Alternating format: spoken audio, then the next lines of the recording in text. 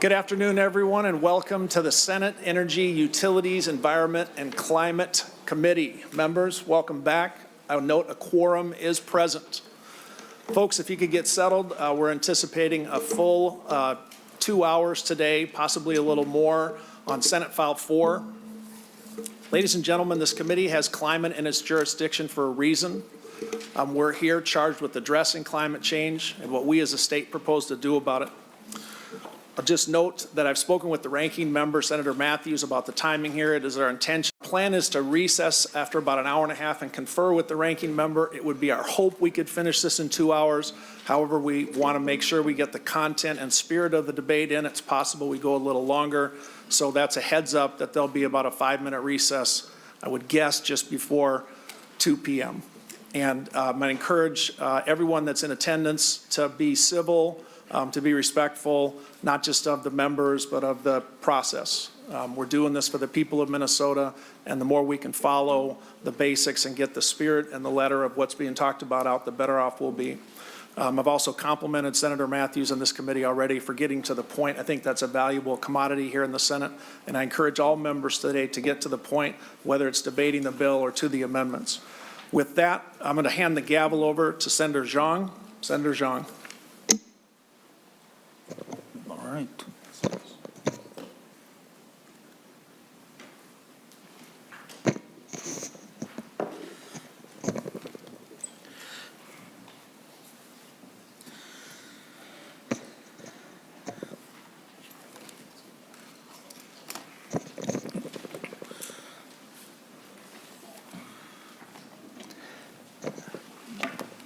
All right, welcome to the committee, Chair Frentz.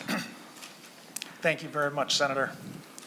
Members, I am very proud to present to you Senate File 4, a bill that will take Minnesota to 100% clean energy by 2040.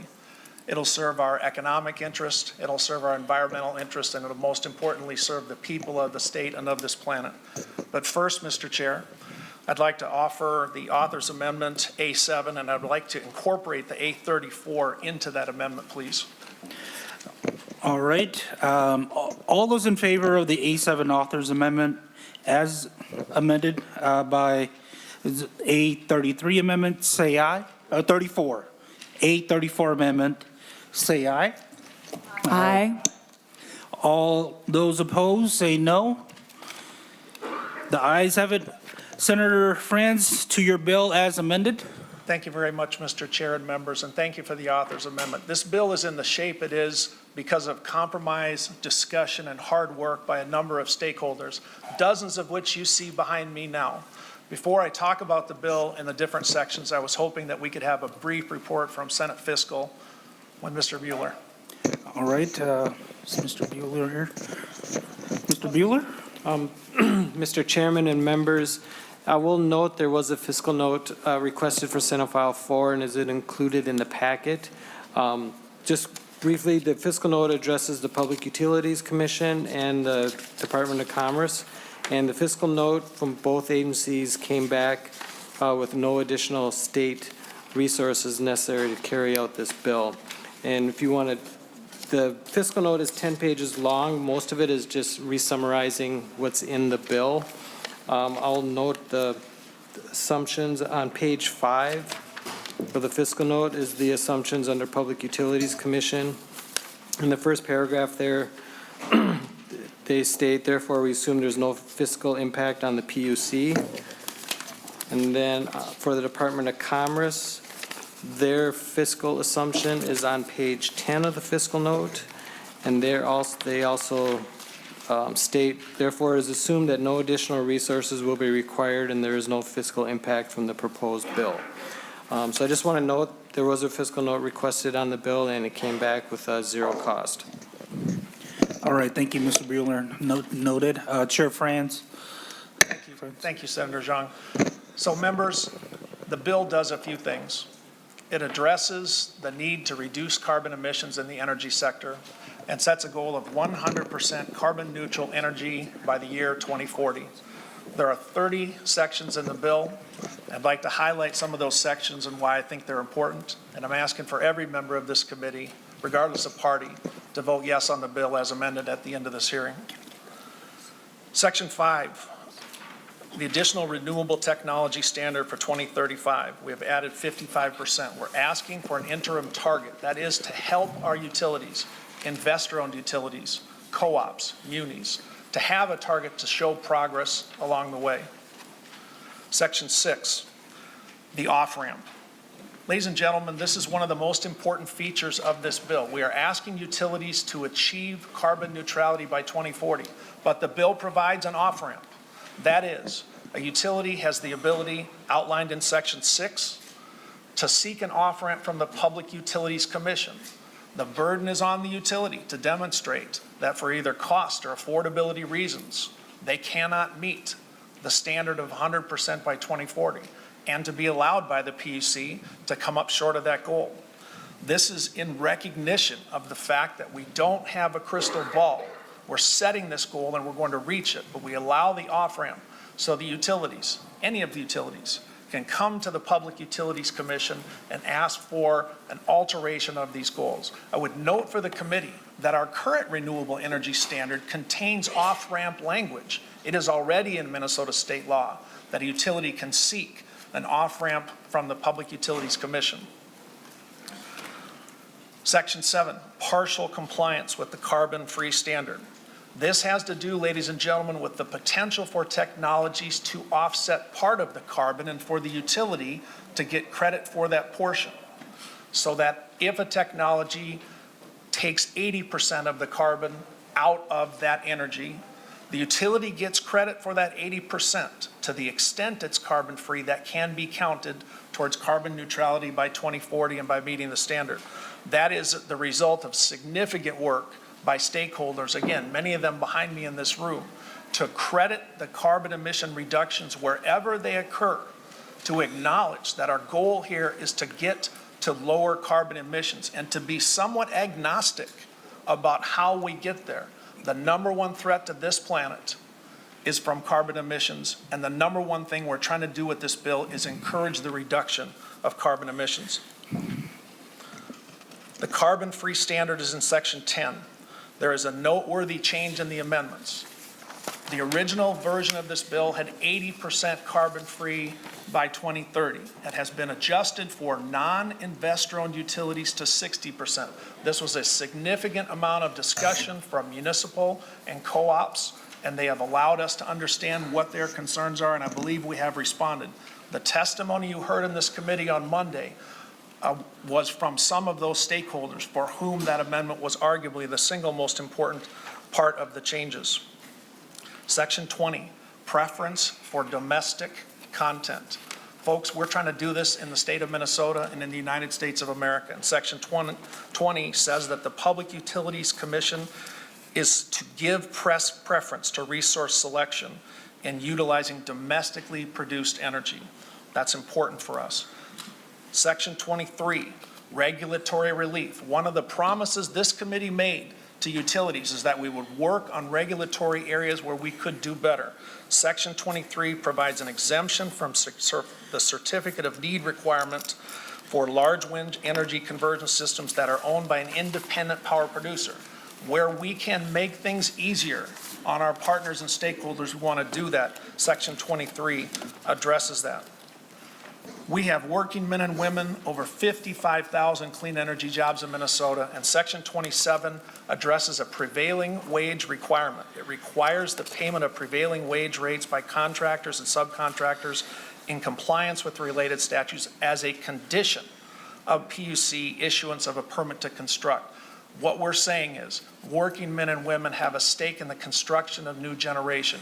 That is a plus for the construction of new generation. That is a plus for working men and women. And if you wonder why groups including LIUNA and the Carpenters testified in favor of this bill, that is one of the reasons. Section 29, again, a streamlining of the regulatory process. This expands the availability of a streamlined route permit. We have to transmit this energy once we generate it to the end users. We want to streamline the regulatory process where we can. And finally, in Section 30, prevailing wage requirement for contractors and subcontractors to construct large wind energy conversion system with a capacity above 25,000 kilowatts. We have a preference for prevailing wage. We are doing this bill in partnership with working men and women. And again, that is why you see testifiers up here telling you that they ask you to vote yes for Senate File 4. And I want to thank those groups for being supportive. If I thank everybody that worked on this bill, we will use up the entire 2 hours we're hoping to get done. I will just say, utilities were told at the beginning of this process that they would be at the table for the negotiations from beginning to end as long as they wanted to be, and they have been. They have expressed their concerns and those of the members and ratepayers that they serve, and to the extent possible to reach agreement, those are reflected in this bill. But let me take us all back to the reason that we're bringing this bill forward. It's the need to reduce carbons. There are any one of a number of examples of how climate change is affecting our state and our country and our planet. Among those, $480 billion in climate-related storm damage just in 2021 paid by our insurers. That's costs out of Americans' pockets. Wildfires, floods, heat waves. In our neck of the woods, we have agriculture. Drought has significantly affected 2 of the last 3 years in southern Minnesota and across the state. And if you want to go looking for stories of where it can be worse, a suburb in Arizona recently shut down its water over drought concerns, and we are headed that direction if we don't take action. Finally, I'm asking members to accept that this is real and we should do something about it. If you look at some of the information that's come out of some of the corporate studies and scientists in the last 30 or 40 years, we now know that American corporations had information on climate change that predicted accurately the temperature increase of the planet and the ways it was going to affect us. We have seen this play out, and I've said to many groups on this topic, I sort of became aware of climate change 30, 35 years ago, and I said, I hope it's not true. Unfortunately, what we've seen as a committee, what we've seen as a state, and what we've seen as a country and planet is that it is true. And whether you're talking about floods in Indonesia that kill hundreds, or damage to property, or the health effects, we have to do something, and I'm asking you to vote yes for Senate File 4 to take that step in the energy sector. Thank you, Mr. Chair. I stand ready for questions. All right, thank you, Senator Frentz. So I will get a list. I have a list going. Senator Matthews? Thank you, Mr. Chair. I would like to ask if the author or if council could specifically walk through the A34 amendment. I know that was incorporated into the overall DE amendment. I'd like that to be specifically highlighted so that we're knowing exactly what we're doing. If the author or council would do that, I'd appreciate that. Sure. Thank you, Senator Matthews. Mr. Chair? Chair Frentz. Okay. The A34 amendment. First of all, I'm assuming you want me to go top down, Senator? Okay. Line 1.4, reinstate the stricken language of, delete facilities, insert 100 megawatts or more. That has to do with the restriction on hydro. In my opinion, hydro is a carbon-free source, and the bill contains information related to hydro, and that was a change relating to one of the utilities. 1.6, the electric utility generates or procures an amount of electricity from an eligible energy technology. This actually is important, members. Utilities are allowed to point out that some of the energy that's generated comes from carbon-emitting sources. That is where we are now, and we're asking them to move to carbon-free.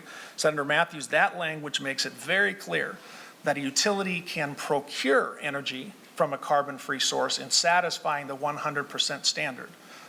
That allows clarity for the utilities to say, okay, we're going to have to get net 100% carbon-free. Going down to line 1.17, the electric utility generates or procures an amount of electricity from carbon-free technologies. That is the same principle. It is not necessary that the utility generate 100% of carbon-free energy, but it is necessary for them to procure it from a carbon-free source in order to meet the standard. Line 121 is the change I mentioned, Senator Matthews, taking the non-investor-owned utilities for the 2030 standard from 80% down to 60%. Again, the 80% does still apply to investor-owned utilities. And then line 1.26 has to do with a question about the renewable energy credits Those that are familiar with the renewable energy credits, a fair question had been raised. Can the credit be used to both satisfy the carbon-free standard and the renewable energy standard and the solar energy standard under Section 2F? And the answer is yes, it can. Senator Matthews, any follow-up on that? And sorry, next up, I had Senator Green. I know you had a question. Thank you, Mr. Chair. My question or comment was for the fiscal note.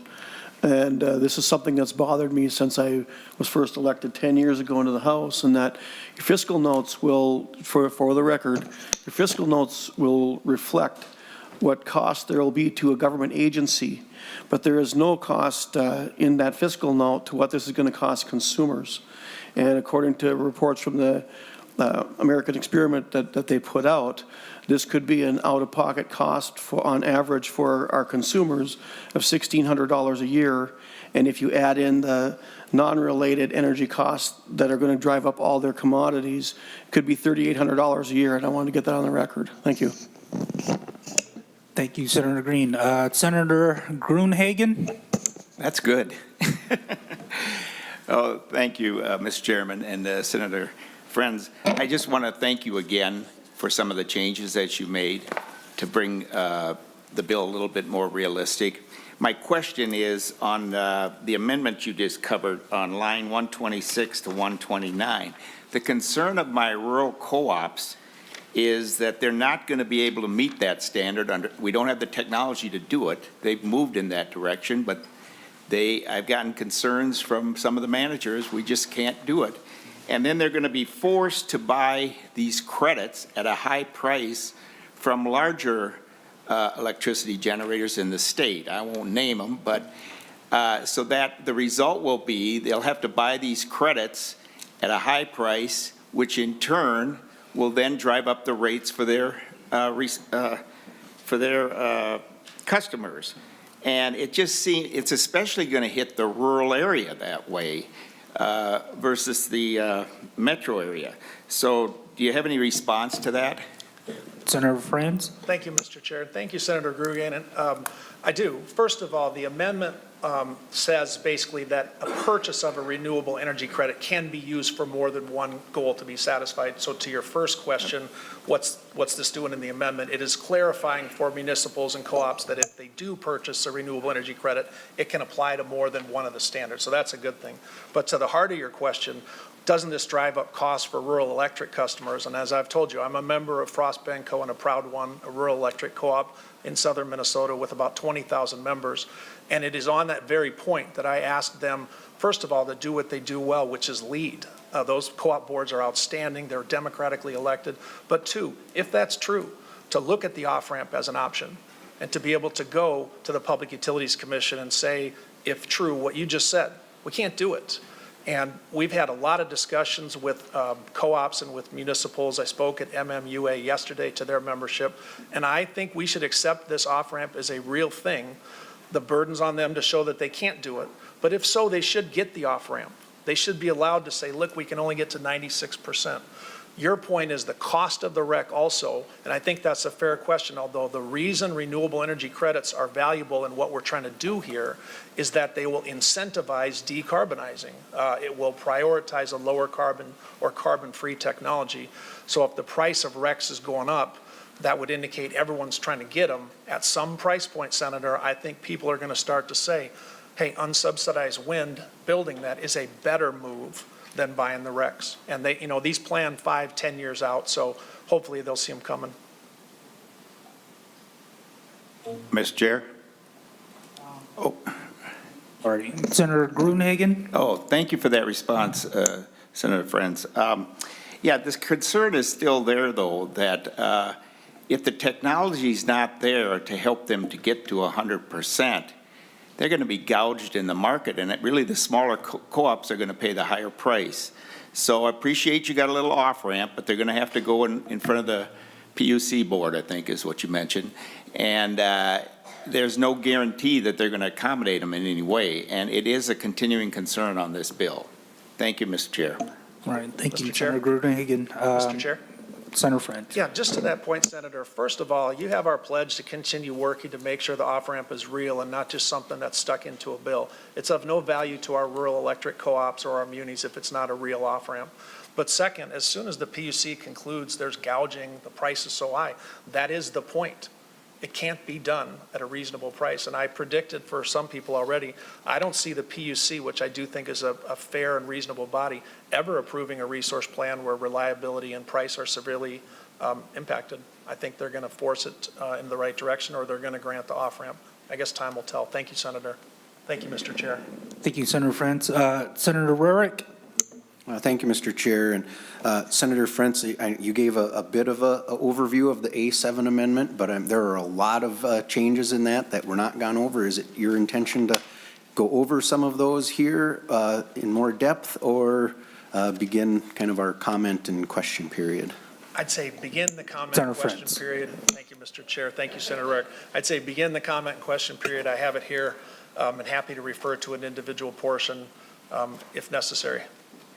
Senator Rarick. Thank you, Mr. Chair. I think we'll just start asking a bunch of questions. Thank you. All right, members, questions or comments? Senator Hoffman. Thank you, Mr. Chair. And Senator Frentz, I pronounced your name correctly, because for how many years have I known you, and I could never, for some reason, now I got it right. Thanks, Senator Hoffman. Thank you. I was quite pleased to see the fix on the hydro conversation that was going on, because and it just kept dawning in me the stuff that's happening south of us, although I won't mention that state because it's south of us. And directly north of us, though, the work that Minnesota Power and Manitoba Power, I mean, it's quite an example of where you can actually create a base utilizing unbelievable stuff that they're doing. And with the hydro and the wind going across an old DC line, and to be able to create kind of a battery, in a sense, of storage of utilizing the Nelson River. So for you, including that conversation, I think shows that this is reminiscent of what happened in 2007 when people were discussing the SIP program and how, they ended up getting to a win-win here. And so I really appreciate your leadership on this and including that piece in there, as well as another piece that we talked about. So with that, thank you. Senator Frentz. Yeah, thank you, Mr. Chair, and thank you, Senator Hoffman. You were one of the most active committee members on the bill, and I think we got some of those improvements partly through your advocacy, and I thank you for that. And folks, large hydro is a carbon-free source, but it doesn't mean there's no issues, and we're going to have to continue to listen to those Minnesotans that have questions about it. I'm glad to see the changes in this bill, but as with many energy generation issues, there's not just one view of it, and there are those that care very deeply about some of that. But to the adjustment there at the end, thank you for your work, Senator Hoffman, and thank you, Mr. Chair. Senator Hoffman. Senator Matthews. Thank you, Mr. Chair, and I wanted to echo that piece. So to clarify, Senator Hoffman, the original bill listed removing the cap on hydro under the RES. An amendment was going to put some restrictions on that, and your final amendment we just adopted reverts to the original language that removes any cap on the RES.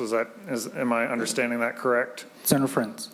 Thank you, Mr. Chair. Senator Matthews, almost. The original language of the bill took the 100 megawatts restriction out. That's what Senator Hoffman's referring to. The first amended language would have restricted new hydro.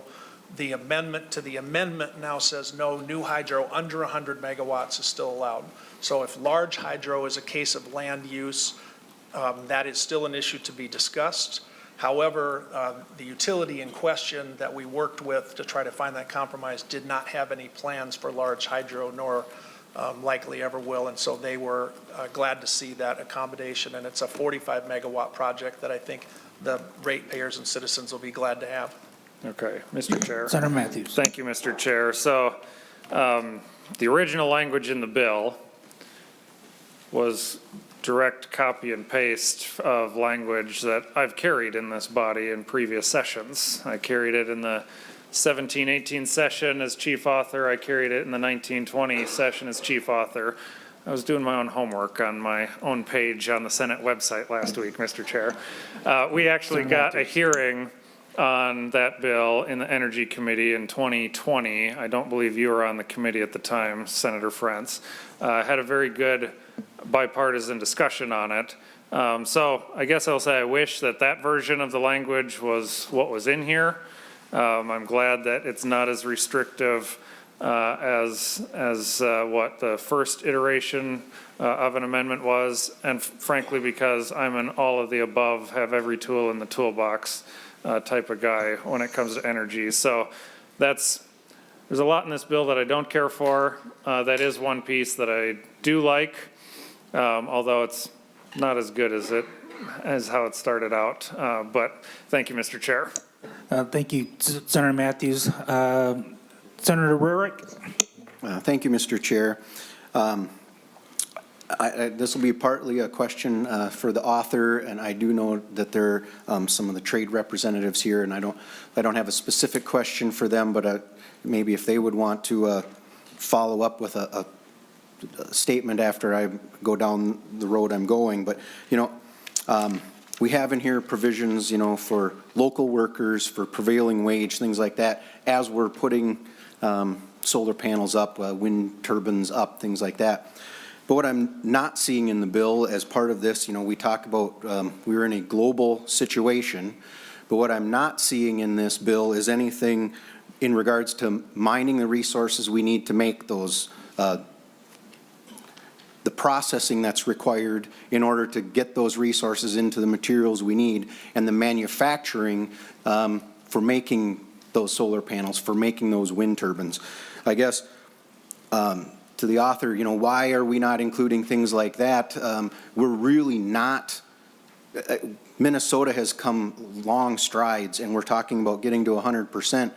But if we are mining for these resources in places where there are no environmental protections, no worker protections, no wage protections, if we're processing those in places that have no environmental protections, like no worker protections, and then again manufacturing in places, are we really making the improvements we think we are on a global level? And so why have we not addressed and made things available in this to make sure we would prioritize places where that is being looked out for?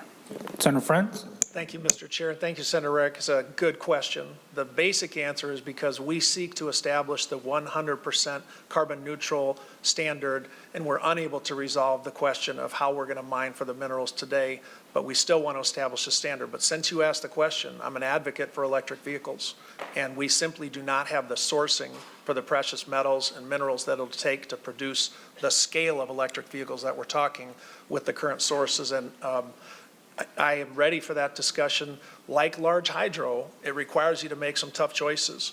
And I think the people vote us in our districts to say, yeah, go up there. It's not always going to be an easy vote, and we'll have to figure it out. And we have intelligent, hardworking voices on both sides.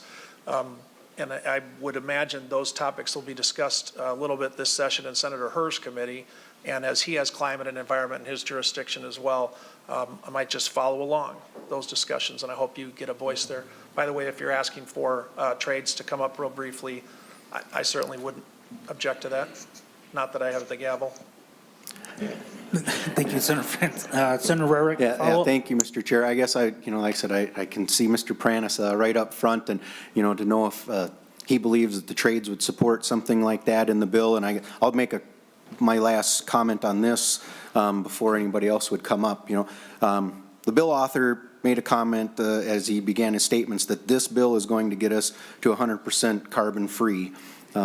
I disagree with that. I believe technology will get us there. But if the belief is that by passing this, it is going to promote us getting there, I would say including in the bill that we have to get the resources from places where they follow environmental protections would mean we would be getting towards that, not just hoping it happens. Thank you. Thank you, Senator Rarick. Senator McHugh? Thank you very much. Thank you, Senator Frentz, for this bill. I think we're all really excited about it. And I just have a quick comment in regard to the conversation we're having about mining.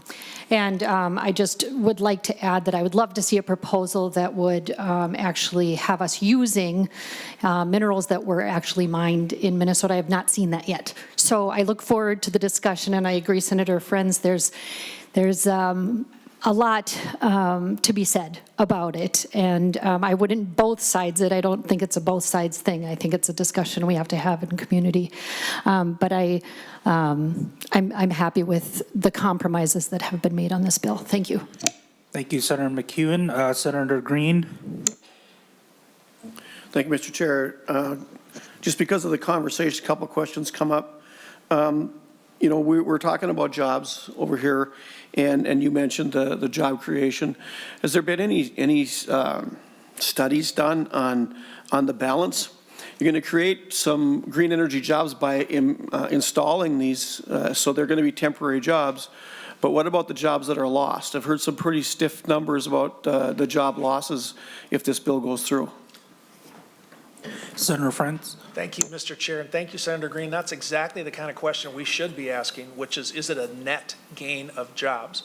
I've seen many different projections. Some show a net gain.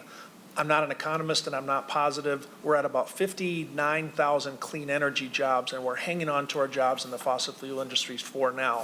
But as a very fair question, the prevailing wage provisions in this bill are designed to do as much as we can for working men and women. And Senator Matthews and I have talked about the host community provisions. When an energy generation facility is relocated, what are we going to do for that community for jobs? So I think that is a legitimate topic, and I think you can talk to people who would say it's going to be a wash. And in other words, we would lose some jobs and we would gain some. I don't claim to be an expert. Regardless, the environmental benefits of reducing carbon have benefits far beyond an ability to say, well, we can't do it till we're sure we have more jobs. I just think that's what's really going on here. And so that's why I support this bill. I would add, Mr. Chair and Senator, there's the potential for American innovation to create more jobs. We're talking about industries, including storage, wind, that could create even more jobs. And while I don't know that's sure, I think it's likely. We've met a lot of challenges in this country, a couple world wars, Great Depression, and we battled through it. And I think we're going to battle through this and come out on top and be proud of it, too, from a job standpoint.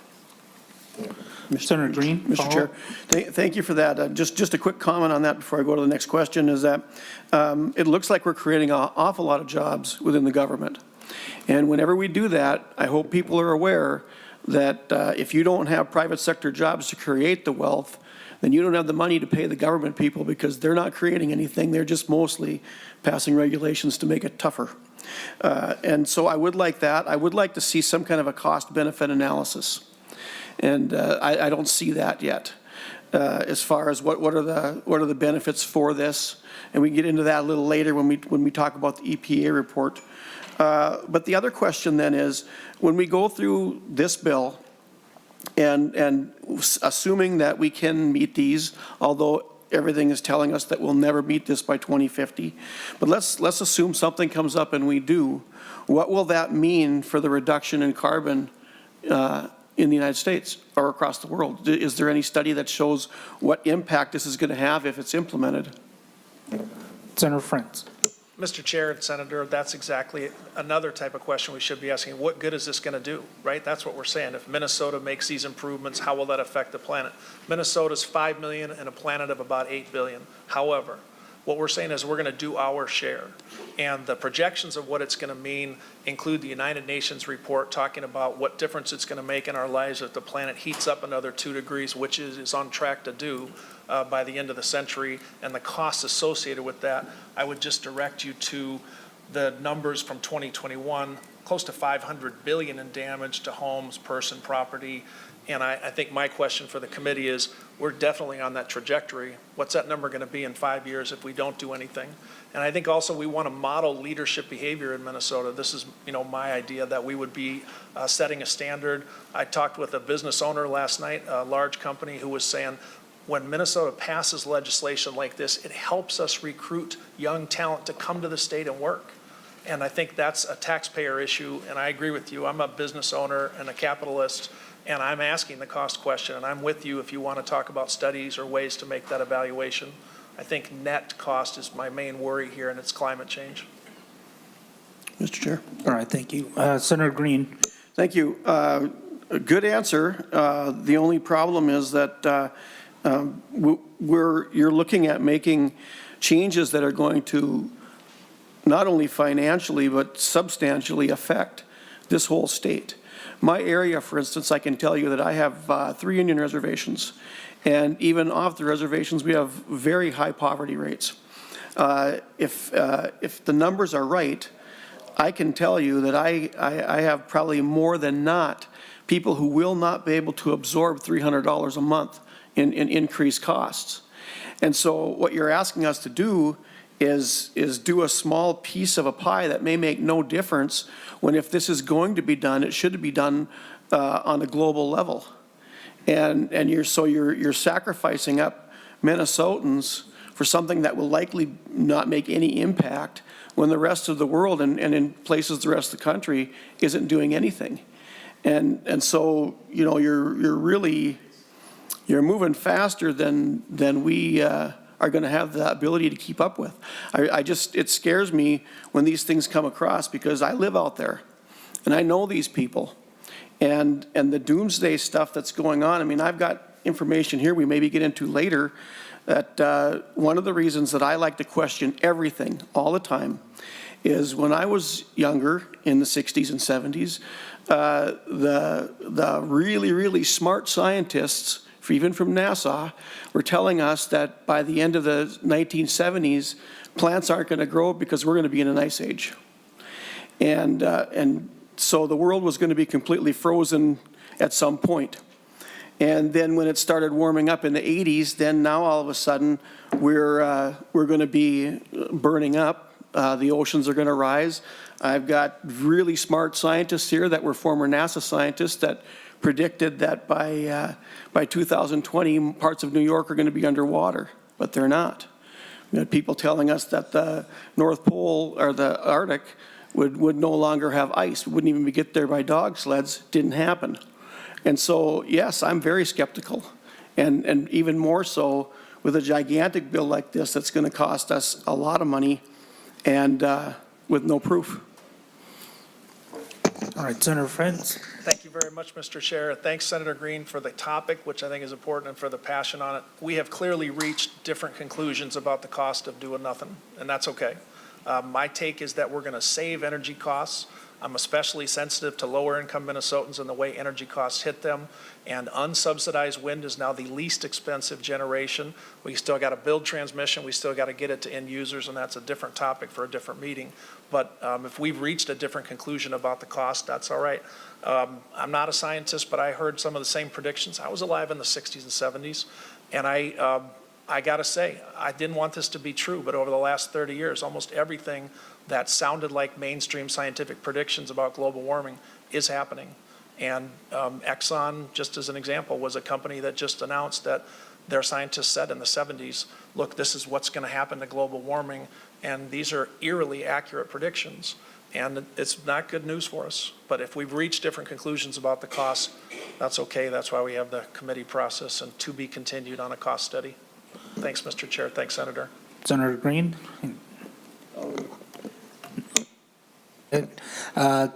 Senator Gruenhagen, you were next on the list, and then Senator Matthews. Oh, thank you, Mr. Chair.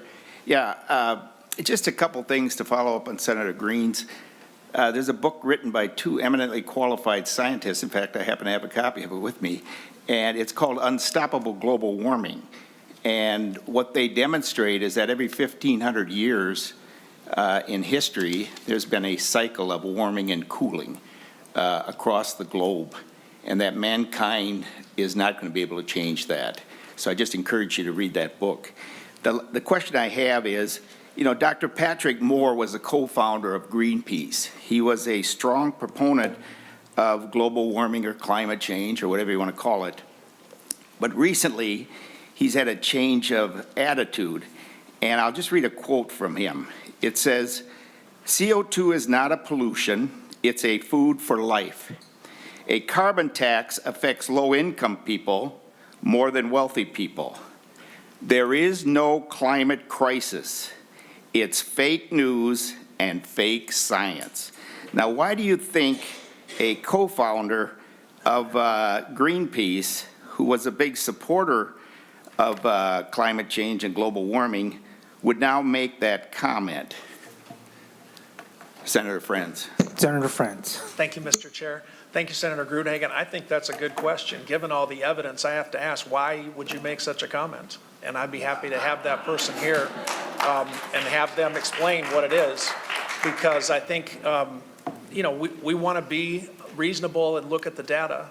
And I think the data is pretty clear. And I would be happy to have a conversation with that person and say, what happened here? The global warming aspect in particular, it's just documented. I refer to Senator Mitchell's comments from the previous hearing.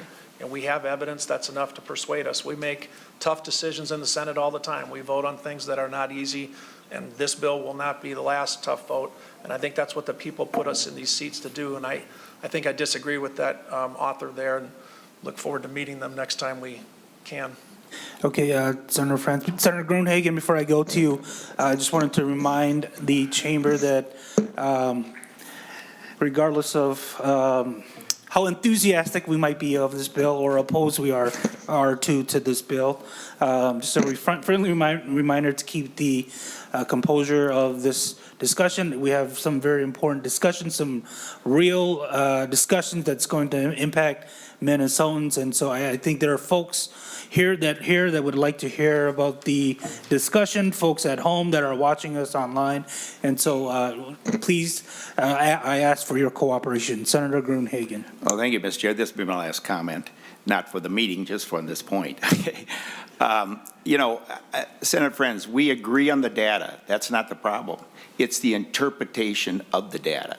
And that's where thousands of scientists, both in the U.S. and across the world, do not support the interpretation that this bill brings forward. That's the point. So the data is the same, the scientific data. It's the interpretation of the data that's the problem. Senator Frentz. Thank you, Mr. Chair, and thanks, Senator Gruenhagen. I think that's exactly what we should be doing, is how do we interpret this data? We've all seen the reports. 95% of the world's scientists agree on what climate change represents and the threat to us. And if we want to have in a future hearing some scientists come forward, I know Senator Herr and I have talked about the possibility of a joint committee where all views would be welcome on climate change. This bill is about electric generation. Thank you, Mr. Chair. Senator Gruenhagen. Oh, I just say there's scientific books, one I handed out at the last meeting, that completely debunked the 95, 97% scientists. It's a fraud and a lie, and please don't believe that. Thank you. Next, I have Senator Matthews. Thank you, Mr. Chair. First off, thank you for the decorum reminder. I've sat in your seat before, and I think that's important to remind, as I have even done to supporters on my side of bills in the past, and appreciate that we maintain that decorum. I am ready to give my opening comments briefly and bring the First Amendment if there's no other preliminary discussion from any other committee members, Mr. Chair. Yep. Comment or question from Senator Mitchell? Yes, I would like to clarify a couple comments made here about climate and climate change. First of all, if we're going to go back to science in the 1970s, if we look at medicine or any other science, things improve as computers have improved, data has improved, and our ability to work with data. Even back in the 1970s, there was not a consensus that there was going to be another ice age. There was fragmentation, and even then, human influence on our models was discussed. So that was not a consensus. So to say it was a consensus is absolutely untrue. As we have learned more and learned more about specifically the human influence into weather models and into our climate, the scientific community, and by that I mean climatologists who actually understand this science, have almost a unilateral consensus both on our warming and the fact that humans are influencing it. Yes, there are people who have been basically bought and paid for, mostly by the oil industry, including the book that was referenced, that was handed out to us last week, which came from a specific conservative group funded by people like the Koch brothers, trying to muddy the waters because they have an interest in oil and gas continuing on the path it has. We should not allow the muddied waters when we have the clear science that climate change is impacting not just our weather, but the same things that cause the problems. The pollution, it gets into our air, it causes health problems. So we have a number of reasons that we want to do this for our citizens in Minnesota. Senator Lucero, I have you next on the list. Thank you, Mr. Chair. And I want to echo the comments from Senator Gruenhagen that it is interpretation of the data. I don't think the data is in dispute. And part of what we hear is the influence of money. And what's been a giant concern of mine in these conversations, in the interpretation of the data, has been the influence of these scientists. So I recall back when I was in high school and first couple years of college, when it came to sociology, psychology-related courses, and it came to studies, one of the things that was always emphasized was who funded the studies and having disclosures and disclaimers related to those. As I've been observing this conversation over the years and decades, one of the things that I'm seeing is clear demonstrations of groupthink and the influence of all these forces and where the sources of money for these scientists are coming from, the sources of money, and giving the answers that those that are funding are expecting to hear. And over time, as you have colleagues and in industries, you have pressures, we know in other completely unrelated industries, unrelated to energy, for example, if you have a group of colleagues and one dissents, it's really difficult to dissent when you have pressure and potentially livelihoods at stake. And so all of these forces feed in, whether it be the media, whether it be higher academics, whether it be governments at all levels, local, state, national, international, the United Nations, when all these voices are pushing forward on one narrative, it becomes very challenging for people to want to dissent and give different interpretations. And so my concern is, again, not the data, the interpretation and what are the forces that are influencing those giving the answers. And so when it comes, one of the things that I'll cite, it was just the 95 or 98% of scientists. There was a day in world's history when 95% of the scientists taught and believed that the world was flat. Just because there's a significant majority doesn't mean it's true. There was a day in world's history when it was taught that a larger object would fall faster than a smaller object. We come to find out that the force of gravity is equal on both objects, and those scientists were wrong. And so, as I'm listening to the debate here and in the future, the concern I have is, again, the interpretation of the data and the decisions that we're making and how that's going to impact Minnesota. So thank you, Mr. Chair. Senator Frentz, I'll give you, have your comments before I go to Senator Frentz for the First Amendment. Senator Frentz. Thank you, Mr. Chair, and thank you, Senator Lucero. I think you're saying let's take a critical perspective here and try to figure out what is real and what's not. I'm a child of the 1970s where some doctors and scientists were saying, nah, smoking doesn't really cause cancer. And they looked at it and studied it and eventually persuaded enough people that it did, and we've taken steps to reduce smoking, and we've seen a decrease in lung cancer-related deaths. So I don't have any scientific background. I don't know how we make those critical judgments, but that's an example of one that eventually persuaded me that smoking led to an increase in cancer, and I've reached the same conclusion here. And again, as I said with Senator Green, if we've reached a different conclusion, that's all right. That's what we're doing up here. I bet it won't be the last time we disagree this session. Thank you, Mr. Chair. All right, thank you, Senator Frentz. And then Senator Matthews, to your amendment, could you please give us a brief background on it? Yes, thank you, Mr. Chair. I'm going to redirect the discussion back to energy policy because I believe that we've got a lot that we can use to differentiate my view with the author on a number of these things.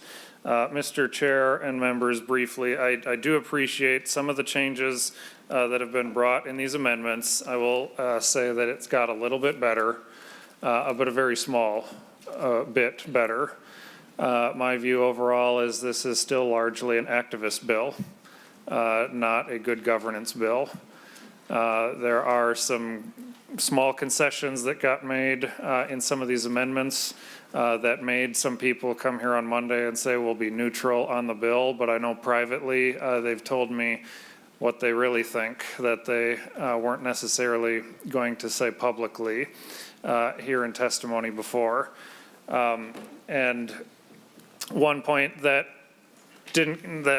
was discussed is some of the standards that the legislatures brought up earlier, the 2007 RES and all of that, and like all these alarmists that said all these things that were going to happen and didn't happen. The one point that didn't got mentioned, because the one point that did happen, is that the cost of electricity to Minnesotans has gone up since then and has gone up much faster than the national average. And I do believe that's going to continue and even accelerate under this bill. So with that, Mr. Chair, we do have a number of amendments that we want to vigorously debate different points of this bill. I will start us off by offering the A20 amendment, Mr. Chair. All right. And can give time for that to get Sure. As staff is distributed. passing it out, Senator Matthews' amendment language. Senator Frentz, do you have any questions or comments? Well, I haven't seen the amendment, so I think I'll probably wait till I All read right. it. But Senator Matthews offers the A20 amendment? Yeah. And as the staff is passing out, Senator Matthews offers the, what is it, the A20 amendment for the record.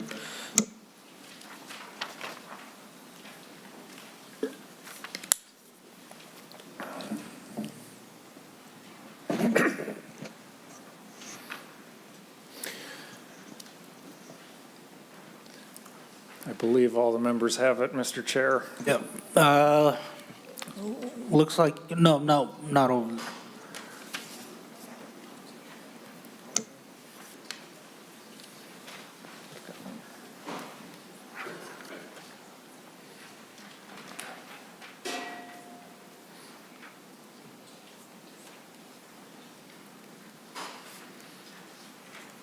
All right, Senator Matthews, to your amendment.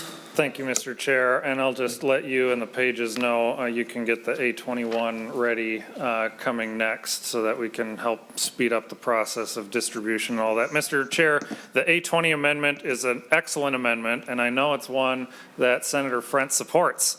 This amendment is proposing to add the advanced nuclear study to the Senate file for as amended before us. Mr. Chair, this is an opportunity to truly show the bipartisan work that this bill will need to have, that previous significant energy policy changes have always had, that we don't have yet in this bill. I have told the chairman directly, and I will highlight to all members, if you are going to go to a 100% standard, I know you're going to need nuclear. You know you're going to need nuclear. Why don't we just attach it into the vehicle that you all are planning to get through here and get signed into law in order to accomplish this, so that there's at least a stake in the ground of saying we have to start moving towards allowing more nuclear energy here in the state of Minnesota. We worked on last year a nuclear moratorium carve-out. We passed that off the Senate floor in a bipartisan manner with a number of votes from both caucuses supporting it. We couldn't get the House to take that or to take this advanced nuclear study. So this is the appropriation of $150,000 to start studying nuclear energy and its need going forward in the state of Minnesota. I brought this to the chairman, urging him to take this as a good faith bipartisan effort, and I want to bring it to the whole committee and encourage a yes vote on the A20. Mr. Chair, I request a roll call. Roll call noted. Senator Frentz? Thank you very much, Mr. Chair, and thank you, Senator Matthews. As you know, I was a yes vote on an advanced nuclear study as a standalone bill in this committee last year, along with my Democrat colleague, Senator Jerry Newton. I think the study of advanced nuclear is a worthy topic. However, I'm asking members to vote no for this very simple reason, and I would guess this would relate to many of the amendments we're going to hear today. This bill is technology agnostic. The very reason we're able to put together the coalition of utilities and stakeholders to pass this bill is because it does not create a preference for any particular energy technology, not wind, not solar, not nuclear, which I would note is already counted towards the 100%. And therefore, members, this will cost us more support than it will gain us, and I would ask members to vote no. I would add, I do not consider this a friendly amendment. Thank you, Mr. Chair. Thank you, Senator Frantz. Question from Senator Gruenhagen, then Oh, thank you, Mr. Chair. Yeah, I would strongly support this, and I think it is a friendly amendment. Not to contradict you, but, and just one example, you know, a few years ago, we were invited, I wasn't able to go, to Virginia to see the launching of the USS Minnesota nuclear submarine, advanced submarine. I do have a book on it yet in my office. And the interesting thing, when the reps came back, they said it was powered by nuclear fusion and about the size of a human fist, okay? So that huge submarine is going to be powered for over 33 years on nuclear material the size of a human fist. Nuclear energy has advanced scientifically, and now we can reprocess a lot of the nuclear waste up to 80 to 90%, depending on what article you read. So members, this is desperately needed. It's baseload electricity, and it will provide a necessary backup for the unreliable and expensive solar and wind energy. Thank you, Mr. Chair. Senator Matthews. Thank you, Mr. Chair. Senate File 4, as it is now, actually is not technology neutral, because nuclear is still on the outside looking in. If you do want to make the bill truly technology neutral, the language that is in my 820 amendment will help accomplish that. And there are pages that are in the underlying bill. I know that it was amended by the author's amendment, but page 2 of the bill lists the descriptions that and delineate specific technologies allowed under the renewable energy standard. So in order to truly accomplish the goals you stated, I'd urge members to vote yes on the amendment. Senator Rarick. Thank you, Mr. Chair, and I'm going to reiterate what Senator Matthews just said. The statement that this bill is agnostic, I just cannot agree with when we have a moratorium on nuclear in Minnesota, and it is not included in this bill, and it is a carbon-free source of energy. We see technologies emerging and changing, and I would highly encourage members of the legislature, not just of this committee, to get out to Idaho Falls to the National Nuclear Laboratory and see what they are working on there. You know, we were even willing last year not to remove the moratorium on nuclear overall, but say, let's allow us to look at the small modular nuclear reactors that are being worked on and studied so that they can be part of the long-term plans by our utilities. I believe there are a lot of groups out there on both sides of the aisle that believe nuclear is going to be necessary to get to a 100% carbon-free energy package. And so I would, this is a step to go there. I mean, we could offer amendments for repealing the moratorium. I think, you know, right now we know the landscape. This study would give us very good information to be able to say, let's move forward to look at the options. This doesn't mean we're building anything nuclear. We're bringing nuclear in right now. It's giving us information so that we can move forward and our utilities can move forward in a wise manner. Thank you. All right, and then Senator Frantz, and then Senator Matthews. Sure. Well, first of all, thank you, Senator Matthews. These are the topics you should be discussing in an energy committee. I propose to you that the bill is agnostic as to technology. To Senator Rarick's point, carbon-free energy. Nuclear meets that definition, and a utility like Xcel Energy can use nuclear to meet the 100% requirement. The bill makes no preference, and believe me, we had some requests to make a preference and propose some carve-outs. And so I would ask members to vote no, not because we shouldn't take a look at other energy forms. In fact, this committee should always be looking at different alternatives and exploring options, but because in this bill, we're setting a standard, and to give a preference or to study one form of energy over another undermines the coalition that we built and threatens passage of the bill. Thank you, Mr. Chair. Senator Matthews, final comments on your amendment? Yep, thank you, Mr. Chair. And I understand the chairman's position. I am disappointed, though. I'm not planning to bring the nuclear moratorium carve-out as an amendment to this bill. I wanted to see about getting this flag planted with just a simple nuclear study. And yes, maybe we get a hearing on it standalone down the road, but Senate File 4 is likely to pass and get signed into law. A hearing on this standalone bill down the road does not have such a promise attached to it. That's why I thought imperative that we do attach this into this bill that the majority is trying to get through and signed into law. And it would go a long ways to actually back up your claims of trying to make this a broad bipartisan discussion, because so far the amount that is in there is of very minimus nature. And I brought that to the chairman before. I want to give the entire committee the chance to make good on that, and I would urge members to vote yes on the A20 amendment. All right, with that, we will take the vote on the roll call. Staff? Senator Frentz, No. Chair Zhang, Nope. Senator Matthews, Yes. Senator Dibble, Senator Green, Yes. Senator Gruenhagen, Yes. Senator Hoffman. No. Senator Klein. No. Senator Lucero, Yes. Senator McEwen. No. Senator Mitchell, No. Senator Rarick. Yes.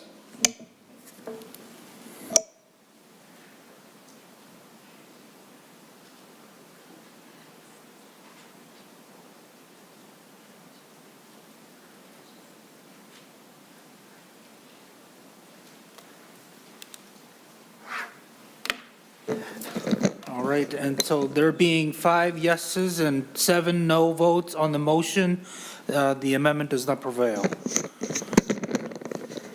Senator Matthews? Thank you, Mr. Chair. I would like to offer the A21 amendment.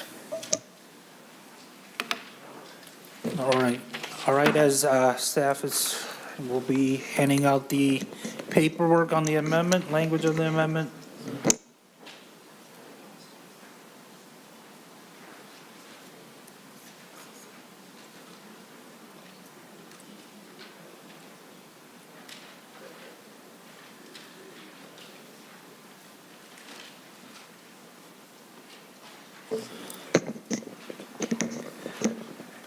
All right, Senator Matthews, to your A21 amendment. Thank you, Mr. Chair and members. I'd like to request a roll call on the A21 amendment. Roll call noted. Thank you, Mr. Chair. The A21 is going to address another issue that has been identified with the underlying bill. There's a lot of talk and discussion about the off-ramps that were in this bill, and we've got this highway. I'm visualizing this highway going down to the future, to 2040 and infinity and beyond, Mr. Chair. And you discuss that you're trying to build in off-ramps that are coming down and go, oh, if we don't hit this or that or whatever, then we'll just take the off-ramp off this road and not have this standard apply. Under the original bill, the reading of myself and many others was that these off-ramps are essentially already have exit closed signs put in front of them. Not true or very difficult to attain off-ramps to get out if we still are facing legitimate problems. I will admit, with the author's amendment, I think that off-ramp got cracked open just a little bit easier, but still not in a very sizable or meaningful way, in my opinion.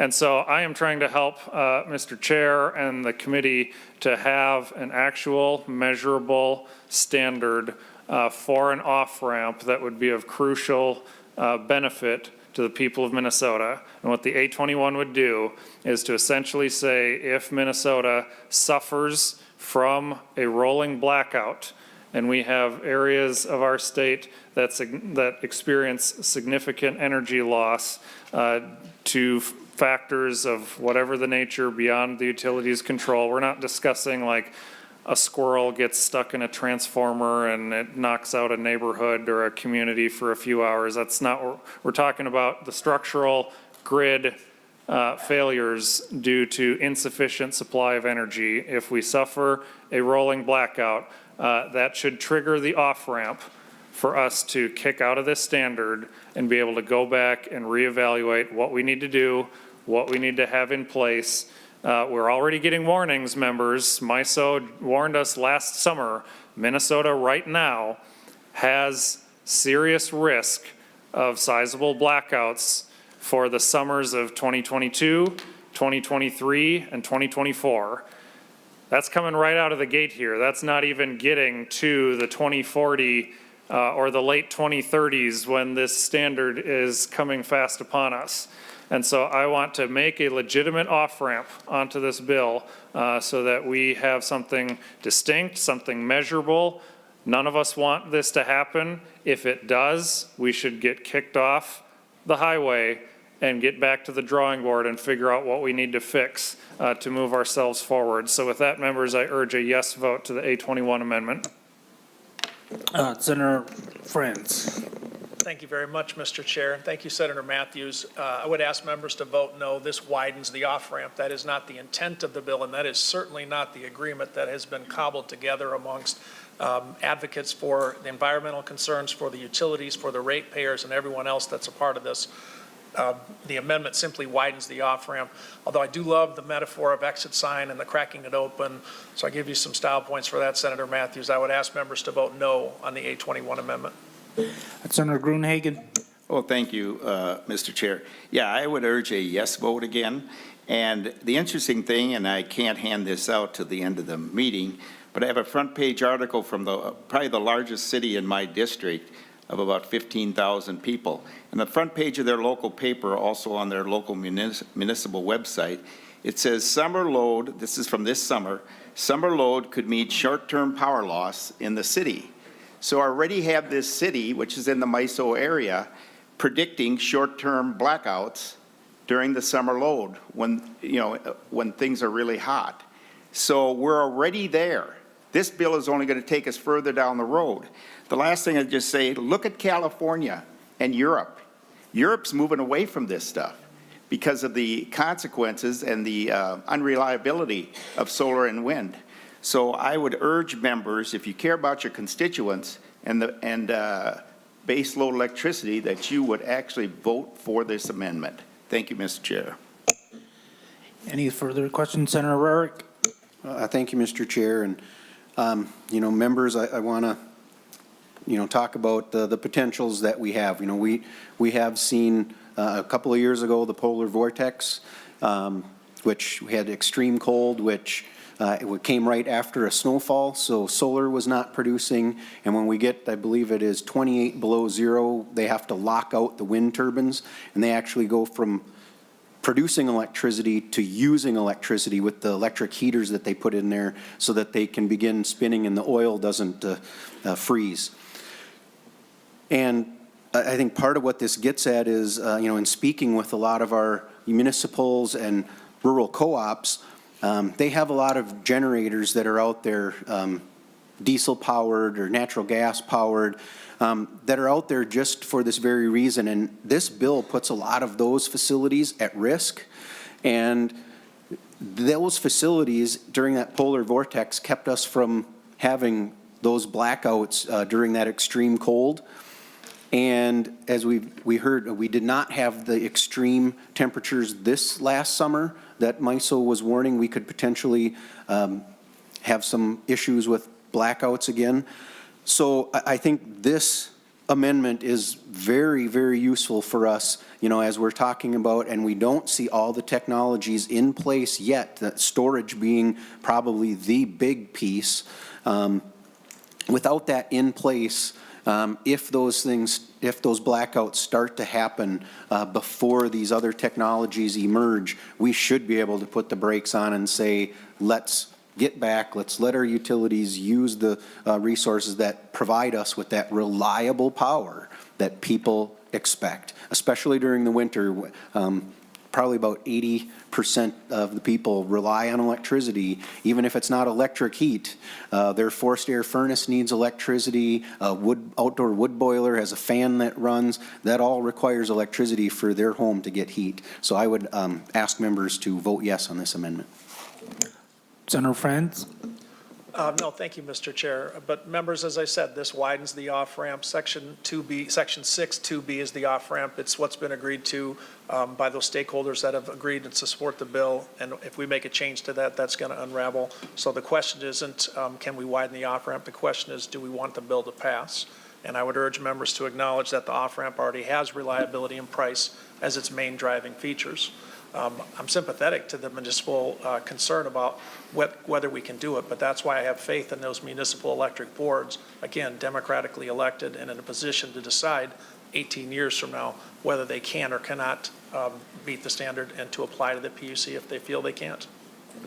Senator Matthews? Thank you, Mr. Chair. Mr. Chair and Senator Frentz, I'm a little troubled that we're 2 amendments in and we're going down the road of saying, well, we have a stakeholder agreement and we can't change that. You're sounding like language that we use in a special session when the trifecta of 3 leaders get in and are like, here's the budget deal and here's what we've got to do and we can't deviate from that. Mr. Chair, this committee is where we're supposed to dive in and rip these areas out and rehash them and chew them up and spit them out and see what we're going to add back into this bill. And frankly, I don't care about what stakeholders have agreed to what. The members of this committee ought to have their voice to come add in, have their ideas added, and chew this up and make changes. And we can bring things back to the stakeholders. And I bet you, Mr. Chair, a number of these stakeholders would really like this option. Yes, this amendment does widen the off-ramp because stakeholders that see, like I do, that it was an exit closed sign on these off-ramps, yeah, they likely did agree to have a tiny crack in them because a tiny crack is better than completely closed. What would be even better is a legitimate standard that we can all point to show if this happens, then we do need to get off the off-ramp and get this fixed. Mr. Chair,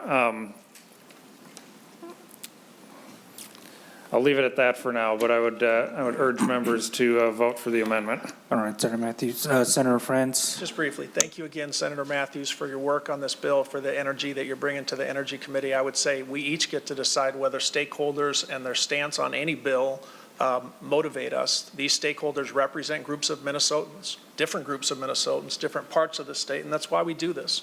What I'm saying to you is that the stakeholders that worked on this bill put in a lot of time. I first introduced this bill 5 years ago, have not had a hearing on it till today, even though this is my 7th year in the Senate.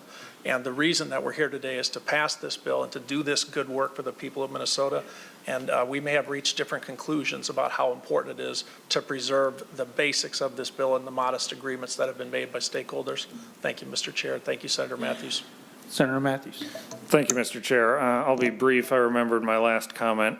If you vote no on this amendment, you're telling Minnesotans that even if we experience a blackout, if we become a Texas, if we become a California, if we have something sizable that happens, and members, the highest likelihood of when that will happen, the temperature will either be 25 below or worse, or 95 above or worse. It will be one of the extremes, will be the most likely event. We're telling Minnesotans that even if that happens, we're still going to charge on as planned. We're going to make no changes or deviations to that. We're not going to step back and reevaluate. I think that's a mistake and the wrong message to send to Minnesota. I would urge members to vote yes. Any further questions or comments? And with that, staff will take the roll on the 821 amendment. Senator Frentz, No. Senator Zhang, No.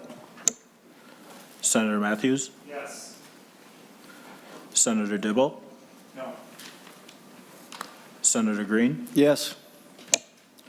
Senator Gruenhagen, Yes. Senator Hoffman, No. Senator Klein, Senator Lucero, Yes. Senator McEwen, Senator Mitchell, No. Senator Port, Senator Rarick, Yes. Senator Weber, Senator Port, Senator Weber.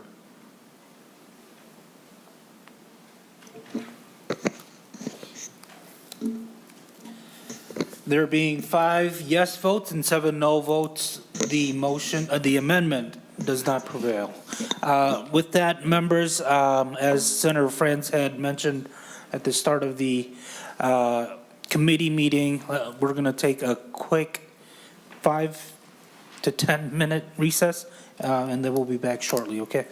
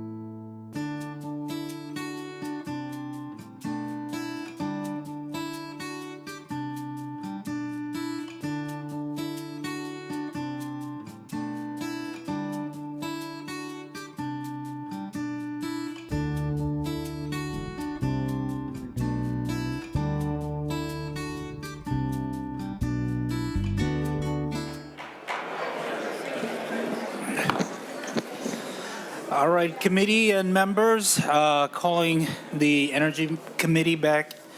As we waiting for folks to come back and settle in. Again, we welcome everyone. We are here to discuss the hearing for Senate File 4. With that, Senator Frentz.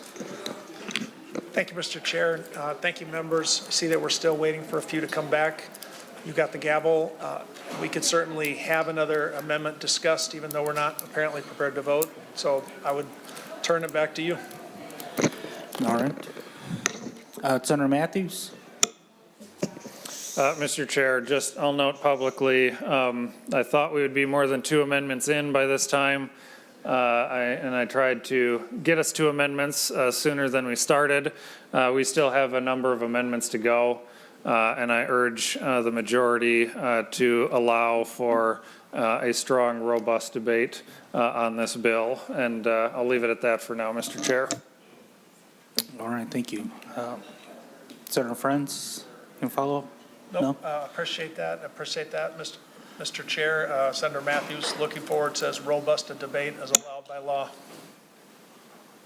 All right. Senator Rarick. Thank you, Mr. Chair, and I know we don't have everyone back, but I do have the A10 amendment to offer. Could staff help pass out the A10 amendment?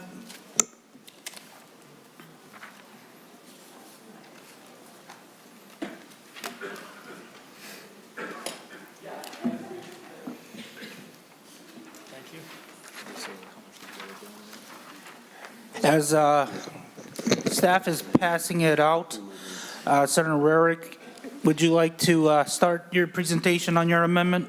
Thank you, Mr. Chair. Members, little disappointed on the last vote on the last amendment. I think we do know that our municipals and our co-ops especially will see some struggles in getting to this attainment level without putting a high burden of cost. And the bill as offered, we talk about the off-ramps that are available. Statute currently had off-ramps available. This bill adds new restrictions to those off-ramps, makes it more difficult as we're increasing the mandates on these utilities to get to standards. We're then making it harder for them to say, we're not going to be able to make this and we need some type of leniency. So the A10 amendment removes all of the new restrictions on the off-ramps so that it maintains it where it has been for years. So thank you, Mr. Chair. Thank you, Senator Rarick. Senator Frentz. Thank you very much, Mr. Chair. Thank you, Senator Rarick. I know you, like I, am worried about municipals, co-ops, and how we're going to do this. I think we're going to do it together, and I think the better approach is to say no to this amendment. I would not consider this a friendly amendment and would ask members to vote no. All right, Senator Rarick. Thank you, Mr. Chair, and I would request a roll call. And getting back, we said, and I get it, there's an agreement in place, but I want to point back, and this is part of, Senator Frentz knows that I've worked on and carried some pretty big pieces of energy legislation. I had an idea of what I wanted it to be, but that's not what the end version was. And I had to work with members across the aisle, with groups across the aisle, and stakeholders really engaged and felt they were able to get what things in that they wanted, and I don't know that that's happening. If I believed that this bill were going to go through with a bipartisan vote, I'd probably think a little bit differently. But I don't believe in its current form that there is going to be one Republican yes vote on this bill. And that, to me, speaks volumes. And this is one of those pieces that, for our small munis and co-ops especially, some type of knowledge that they have an ability, if they cannot get to these standards, that they're not going to have to get there by going into technologies that they can't afford or buying RECs from other places that they cannot afford that will be directly passed on to their ratepayers. So this is something, members, that I feel is, without taking the Senator Matthews amendment earlier, this one is quite critical for our small electric utilities. Thank you. All right, thank you, Senator Rarick. Senator Frentz? Yes, just briefly, Mr. Chair, and thank you, Senator Rarick, for your advocacy and for the work that we've done on other energy bills. I would just point out that something has changed here, and that's in 2007, we had significant bipartisan support for work towards renewable energy, including a Republican governor that led it. That time has changed. I'd also mention to members of the committee, I've had not a single Republican amendment brought to me for discussion or proposal. As you know, engagement is a two-way street, and if we're going to propose amendments to the author, it would be a good idea for us to sit down and go through them. With that, I would ask members to vote no on the A10 amendment. All right, Senator Rarick? Mr. Chair, to that, I think I'd be more than happy to sit down with the author and discuss things, but this has moved so fast and there are so many other bills moving so fast, there has been no time for that. And we can see by the people in this room that there's a lot of people who wish to engage, a lot of people who want to talk about it, and we have a lot of time ahead of us. This is not something that has to be done in one hearing. And I also believe there are a lot of provisions in this bill that belong in other committee jurisdictions. But the motion that was made earlier, that it's not going to any other committees. We just have never moved a bill of this significance this fast before to allow for those discussions amongst senators with ideas that they have.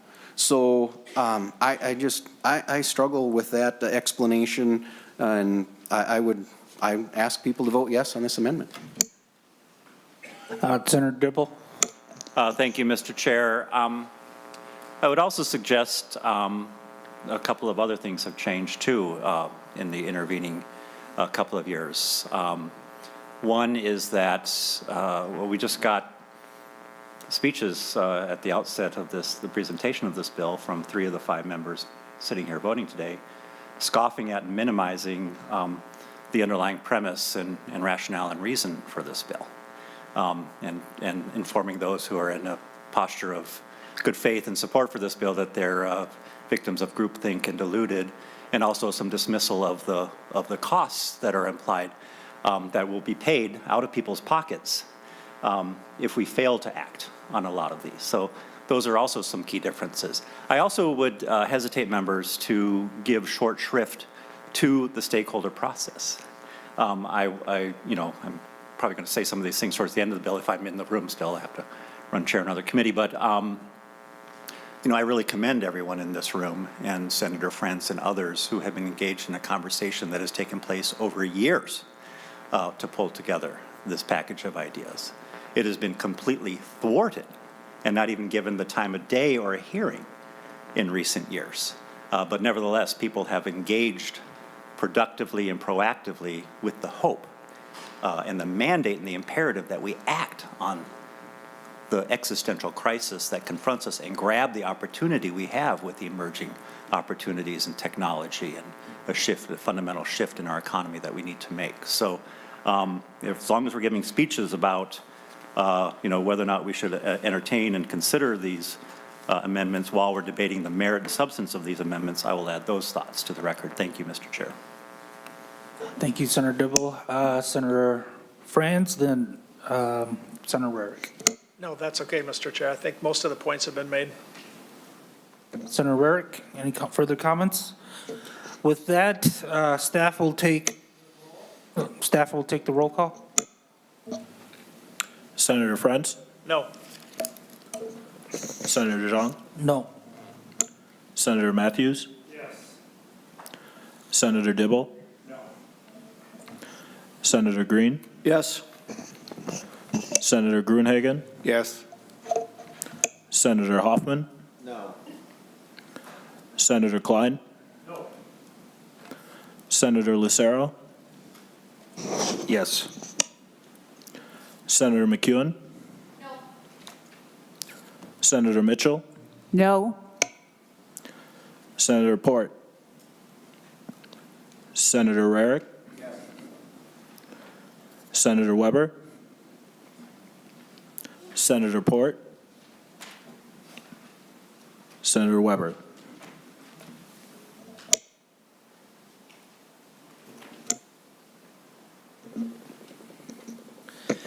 There being 5 yes votes and 7 no votes, the amendment does not prevail, and that's the A10 amendment. Senator Matthews? Thank you, Mr. Chair. I have the A28 amendment.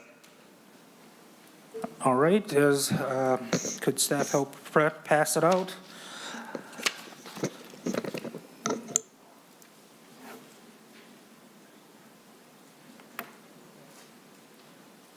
As staff is passing it out, Senator Matthews, would you like to introduce and talk about your amendment?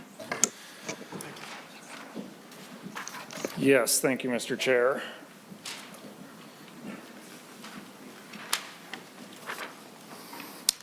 Mr. Chair, this is going to make a small change to the language on page 3, line 3, to clarify that this only applies to electricity that's generated within this state. Members, the underlying bill actually is going to present a serious constitutional challenge of violating the Dormant Commerce Clause, of trying to reach over our borders and impact what companies do across state lines. This has been already discussed. I believe that North Dakota has reached out to the governor's office here in Minnesota, and I believe to the chair in both the House and Senate to express concerns with how the language is as written. I'm having this letter handed out. I believe you're all emailed it, but wanted to hand it out to you again from the Industrial Commission of North Dakota. That includes their governor, attorney general, agriculture commissioner. Minnesota already has a history of where we passed legislation in the past that violated this clause under the Constitution because of our policy. There was a lawsuit that resulted between Minnesota and North Dakota. Minnesota lost, and we ended up having to not only in addition to paying the cost of what the policy was, we had to pay the legal fees for going through that endeavor. So this seeks to clarify and eliminate having that in the future, make sure this is attributed to only generated electricity within the state. I'd encourage members to look over this letter carefully. I know, Senator Frentz, I believe you've been made aware of this. This should be a small step that we make sure we do for making this a better bill going forward. And with that, I request a roll call, Mr. Chair. Roll call noted. Senator Frentz. Thank you, Mr. Chair, and thank you, Senator Matthews. The A34 amendment, line 1/6, changes the language to the electric utility generates or procures an amount of electricity from an eligible energy technology that is equivalent to. Therefore, members, I would ask you to vote no on the A28 amendment. Thank you. Senator Matthews.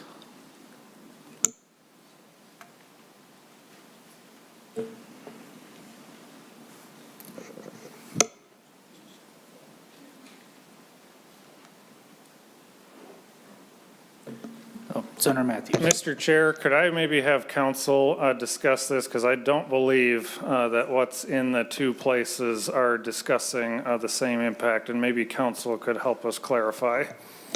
Council. Mr. Chair, members, there's a couple places in the A34 that language is being rewritten. I can draw your attention to that. The first place is on lines 1.6 to 1.8. The second place is on lines 1.17 to 1.20. And this language, as well as the language on 1.12 to 1.16, my understanding is it's designed to address some of those dormant Commerce Clause concerns. Senator Matthews.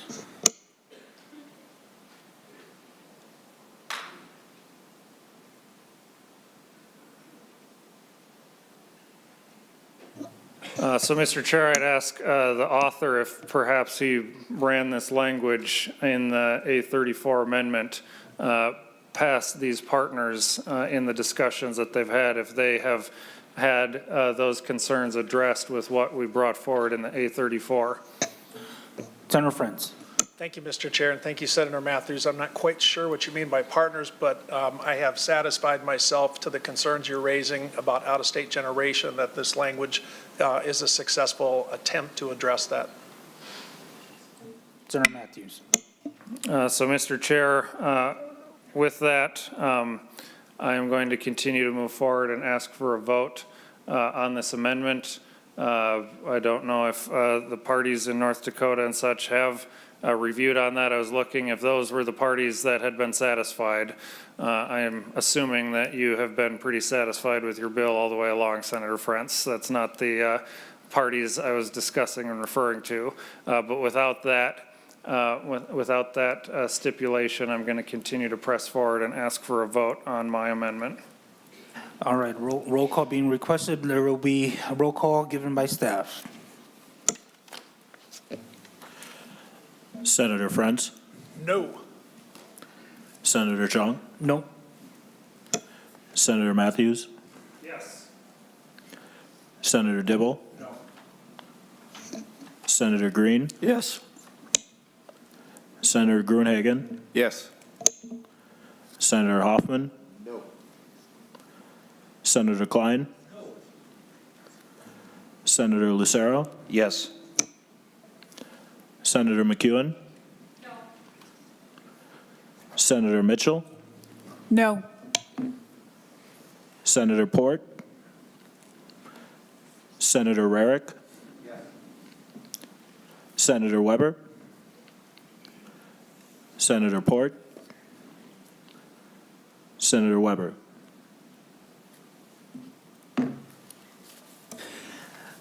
All right, there being 5 yes votes and 7 no votes, the amendment does not prevail. Senator Gruenhagen. Well, thank you, Mr. Chair. Yeah, I'd like to offer the A41 amendment. The A41 amendment. Should I explain it? Yes, as staff is passing it out, would you like to explain the amendment? Okay, it has to do with the price per kilowatt hour from the community solar gardens. And a little over a year ago, we had a presentation by a XL lobbyist on that price and what he was able to show. In fact, I still got a picture of him on this illustration. And again, this is about a year old, or a little over a year. He said that the market price, and that's what this amendment would do, it would reduce the kilowatt hour charge to the market price for community solar gardens. But he showed that under the PUC and the Commerce Department, that they artificially inflated the cost of the per kilowatt hour coming from solar gardens. In fact, according to this graph, the price should have been around 4 cents a kilowatt hour. Instead, the PUC and the Commerce Department artificially inflated it to over 12 cents a kilowatt hour, over 3 times higher than what the market price would be.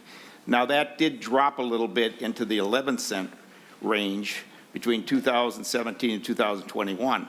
So what we have government artificially inflating the price of solar electricity, fleecing our low-income minorities and businesses in this state. And, you know, the last company to do that, I think, was Enron. Enron didn't produce a lot of electricity, but they artificially inflated the price. And for those of us who remember that, you know what happened to their executives. They were thrown in jail for doing that. So here in government, we're doing what we would be thrown in jail for in the private sector, okay? Some people say, well, we got crooks running the government. I'll leave that to your own. The exasperating thing is by overcharging our people, we look at the ownership, again, in 2021, we have 13% of solar gardens owned by individuals and corporations in the state of Minnesota. out of state, we have 67% of our solar gardens owned by corporations and individuals. In fact, according to the presentation, Warren Buffett owns a bunch of our community solar gardens. And to really top it off, 20% of our solar gardens in Minnesota are owned in 2021 by foreign individuals and corporations. So we are fleecing the ratepayers of Minnesota to subsidize payment to out-of-state and foreign corporations and individuals.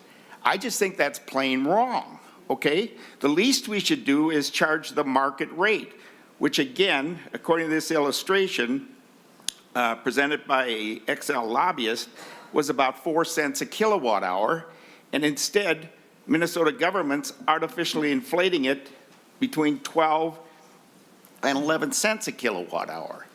So members, all this amendment does, it changes the way they calculate the per kilowatt hour to the market rate. Isn't that what we all want? We want lower prices, but instead, government's artificially inflating them. And I would emphasize, it hurts our low income, our minorities, and our fixed income people who can least afford higher electricity costs, and yet that's exactly what we're doing to fleece them and reward out-of-state and foreigners with profits. One last illustration, Mr. Chair. I gave this presentation about a year ago at a township meeting, and afterwards I had a farmer come forward, and he said, Glenn, I agree with you. But he said, I just got offered $1,800 an acre for 20 years to put a solar garden up. Well, he can't get $1,800 an acre for rent anywhere, especially guaranteed for 20 years. So the least we should do if we go forward with this type of bill is have some mercy on the people who can least afford it in our state. And again, it affects cost of products ad nauseum. So members, I'd ask for a roll call, and I would hope that Senator Frentz sees this as a friendly amendment. It's meant as friendly towards the people of your district. Roll call noted. Chair Frentz. Thank you very much, Mr. Chair, and thank you, Senator Gruenhagen. The subject of community solar is definitely something this committee should spend time on.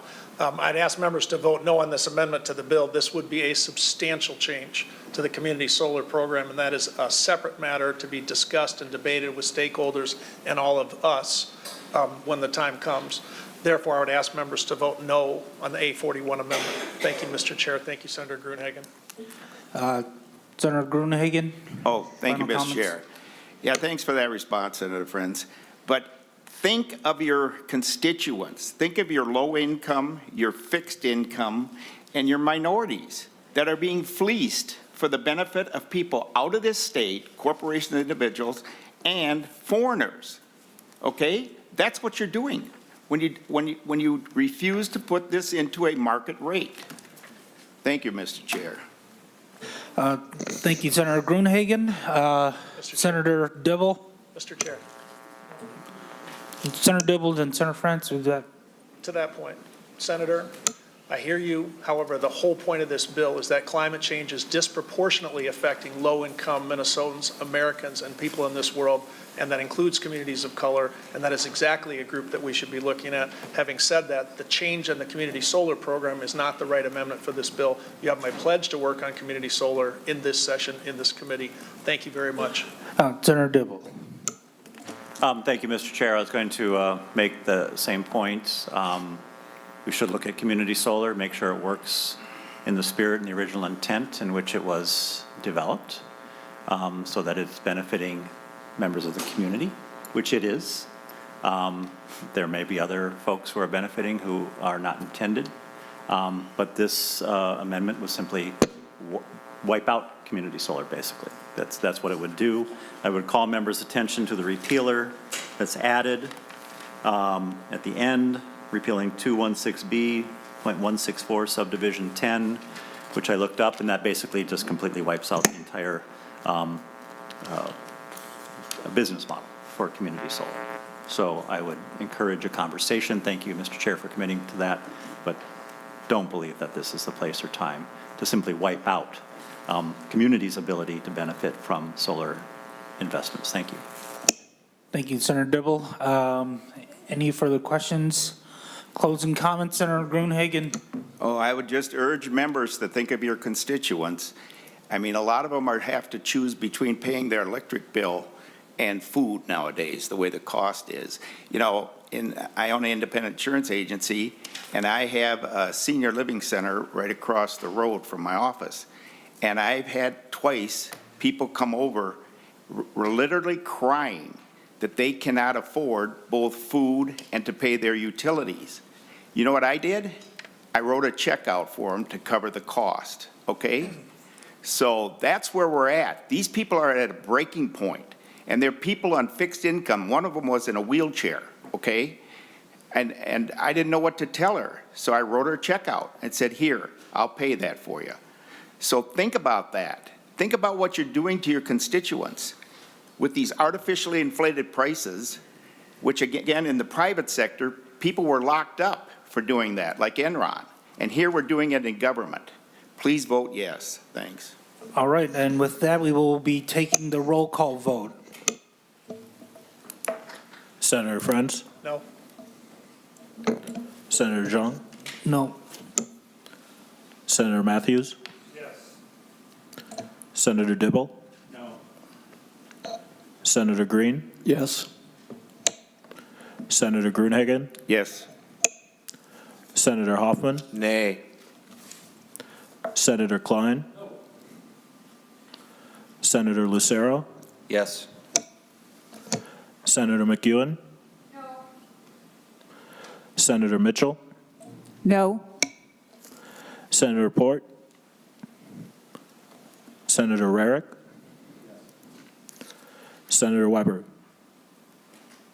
Senator Port, Senator Weber.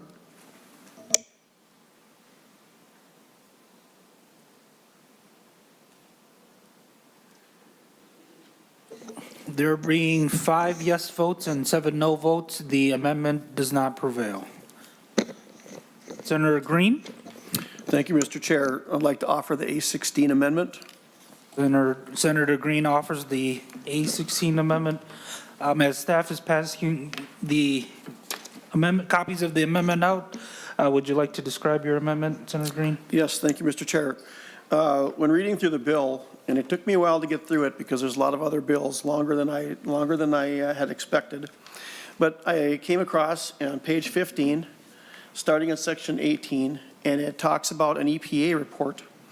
And this bill is adopting this EPA report into statute in Minnesota. And looking at this, this report, even though I couldn't find really anything in here that came to a conclusion, there's no conclusions in here, it does change what's allowable, and it also gives, or excuse me, allowable by the working group of the EPA to change in midstream. So by adopting this report, we're actually saying you can change the rules on us as you go, and we won't have any say in it. So, Mr. Chair, I do have a question for the author of the bill. Senator Frentz? Yes. Thank you, Mr. Chair, and Senator Frentz. Have you read this? Yes. Okay, that's good, because maybe you can explain some things in this to me. You're talking about sorry, Senator. Sorry, members. I will let you ask your question, and then I will hand it over to Senator Frentz. Okay. Thank you, Senator. I meant I have read the bill and the amendment. Oh, so, Mr. Chair, so you haven't read the EPA report? I have not read whatever that report is in your hand, but I am familiar with the EPA report and the greenhouse gas significance. Senator Green? Thank you, Mr. Chair. So if I were to ask you in your bill, it talks about the social cost of greenhouse gases, and it refers to this report. Can you explain to me the conclusions that the EPA report has given on the social cost of greenhouse gases? How do they evaluate it? Senator Frentz. Thank you, Mr. Chair. Thanks, Senator Green. I'm not sure if you're asking me about a report that you're holding or in general the social cost of greenhouse gases and how the EPA may report on them if this bill is passed. Senator Green. Thank you, Mr. Chair. I'm asking you to explain to me in a document, 137-page document that we have in a bill that will be adopted into our statutes that we will have to follow. What does it say, and what are the conclusions that it comes to that we will have to follow on the social cost of greenhouse gases? That's my question. Senator Frentz. Thank you, Mr. Chair. And thank you, Senator Green. As best I can understand what you're asking, do I have the conclusions of that report in front of me? No, I do not. I understand the social cost of greenhouse gases, and that are some of the things we have been talking about here, including the impacts on people across the planet, wildfires, floods, and the change that we may see if we reduce carbon emissions and the cost that we're going to attach to greenhouse gases if we don't change. And we're asking the PUC to adopt that report and make it part of its calculation as it makes decisions on energy policy going forward. That's the best understanding I can give you. Senator Green. Mr. Chair and Senator Frantz, the EPA report does not give a conclusion on the social cost. Does not. What it does do is it says basically they can't do that, so they change it all over into monetary value. And they have what they believe are conclusions. Their graphs are based on estimates, not any scientific. They just shoot them up there, and where they go and where they level off. It's full of acronyms. It's very hard to get through. It took me a long time to get through it. And I don't believe anybody on this committee has read this. And if that's the case, we should not be adopting it into our law. So the A16 amendment actually says we're going to take this out. We're going to take out this language. We don't need to adopt a report into our law in Minnesota that does not have any conclusions, that will put us at the mercy of a working group that includes the EPA and other agencies, that they will be able to change the law as we go along and change our regulations as they go along. So that's what my amendment does. I hope that I can get a yes vote on this. If you read the report and decide that it's good, we can put it back in later or have that discussion later. But right now, it's really difficult to discuss something that no one's read, and yet we're willing to vote on it. Thank you, Senator Green. Senator Mitchell. Thank you. So I have the same report pulled up on my computer. I haven't read this particular one, but I've read similar things as a meteorologist and someone that's done work in climate. It starts right up front with acronyms for everything, so if someone's confused, they can see what's being spoken about. But a lot of what it does is talk about different potential impacts.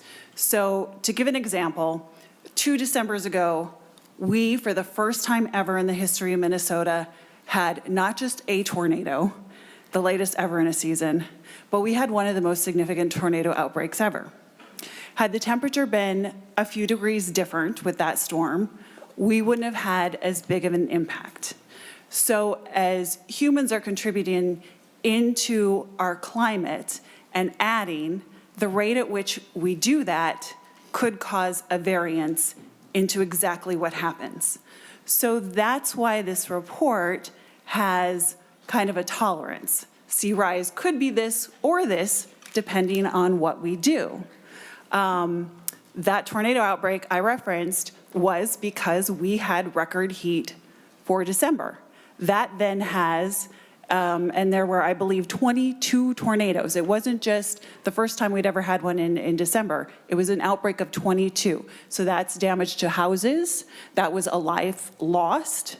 That was different communities being impacted, kids out of school. That is a huge economic impact, and that's very clearly tied to the heat, the warming, and climate change. So basically what these different assessments say is if we start to do things like we're trying to do right here today and mitigate the damage that we're already doing and try and slow it down, we could have a different and better outcome for our future. And that's the exact reason that these reports, like the EPA report, aren't going to give us a specific cost or a specific what's going to happen, because we have a certain amount of control over our future. And so we would like the lower end of that damage. And that's exactly why we need this bill and why we need some of this resource material to help influence our best decisions. Senator Matthews. Thank you, Mr. Chair. I would urge members to adopt Senator Green's amendment, and I'm very passionate about this. And members, with all due respect, this is even above and beyond trying to drag back into climate discussion. Let's just go on the energy discussion and even our Article 1 constitutional requirement. Members, it is lazy legislating to tie into Minnesota statutes us to a federal working group or a federal report that is subject to change in the future, and none of the members that have brought the bill forward has even read the report. Probably can't name a single person who put the report together. I've not read the report. I have had my staff working on going through it. This is bad legislating. You could take the conclusions of it and you could copy and paste it into sections of the bill and establish that as your policy. And if the report is changed 5 years from now, 10 years from now, sometime down the road, you can take the new conclusions then and bring it back to this legislature as a bill and work on updating the standards that were before it. But the members of this federal working group have not and never will be subject to Minnesota voters for election to represent them for setting the policy of what the state of Minnesota will be.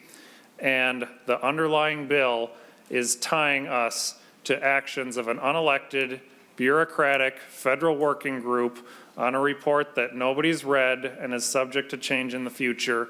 That's not how we should be governing. I would absolutely urge members to adopt this amendment. Even if you take the same conclusion and you want to bring in a list of things that you'll insert instead, we should not be legislating like this. Senator. And I know that. Oh, sorry. And I know that you, deep down, I hope you all recognize that. And I urge members to support the amendment. Thank you, Senator Matthews. Senator Dibble. Thank you, Mr. Chair. Mr. Chair, members, we can have a discussion about whether or not we think the EPA's work is credible in conjunction with the IPCC and others. However, I haven't heard any discussion about what we would then do to make sure that we're accounting for the social costs of greenhouse gases and the social cost of climate change. I just heard Senator Gruenhagen give an impassioned plea on behalf of his constituents who are paying more for electricity costs, but I'm not hearing any impassioned pleas on behalf of those who are employed in major sectors and endeavors and industries in our state who are going to lose their livelihood because of the effect and the consequence of climate change. That's what measuring and accounting for social costs is. Senator Green was criticizing the report because it adds monetary value to those social costs. That's exactly what we have to do. It's another way of talking about the external costs, the externalities of the impact and the consequence of pollution in industrial processes. Those things are either internalized and paid for by those who are responsible, or the rest of us pay the price. And that's what social costs are. And what's the wisdom of Senator Frentz's bill, in conjunction with all the stakeholders in this room, is we have to account for that, because that's real, and that is going to devastate people's lives, and we have to grapple with that reality. So if we have a different idea about how to measure social costs within Minnesota that has the same level of robustness and credibility, let's hear it. But what Senator Green is talking about is removing the entire concept from this bill, which would be a mistake. Thank you, Mr. Chair. Thank you, Senator Frentz. Thank you, Mr. Chair. Thank you, Senator Green. Thank you, Senator Mitchell. Thank you, Senator Dibble. I think Senator Mitchell and Senator Dibble said it better than I could. First of all, Section 18 already requires us to measure the social cost. What this amendment does is says we're going to adopt this report, and I, for one, tend to agree with the logic of Senator Mitchell that that's better to do it that way than not. But to the heart of what Senator Dibble's saying, we're trying to have the costs of climate change addressed. And as many of us know, there's a lot of agriculture in my district. There are portions of agriculture in the great nation of India which have been wiped out by climate change. They're not coming back. And we better start asking ourselves how we're going to measure the social cost. And I would ask members to vote no on the amendment. I think a better plan is to leave this adoption of report in and use that for the social cost measurement, which again, we are already required to measure in the content of Section 18. Thank you, Mr. Chair. Senator Gruenhagen, final comments? Senator Gruenhagen. That must have been a Lord willing, because I did want to say something, but I was restraining myself. No. No, I don't like the trend of delegating a change of our rules or laws to an unelected board out of state. And it's a convenient excuse for elected representatives to point to these unelected boards out of state and say, well, this is in statute and they can make this stuff up as we go. I just urge members to vote for this amendment.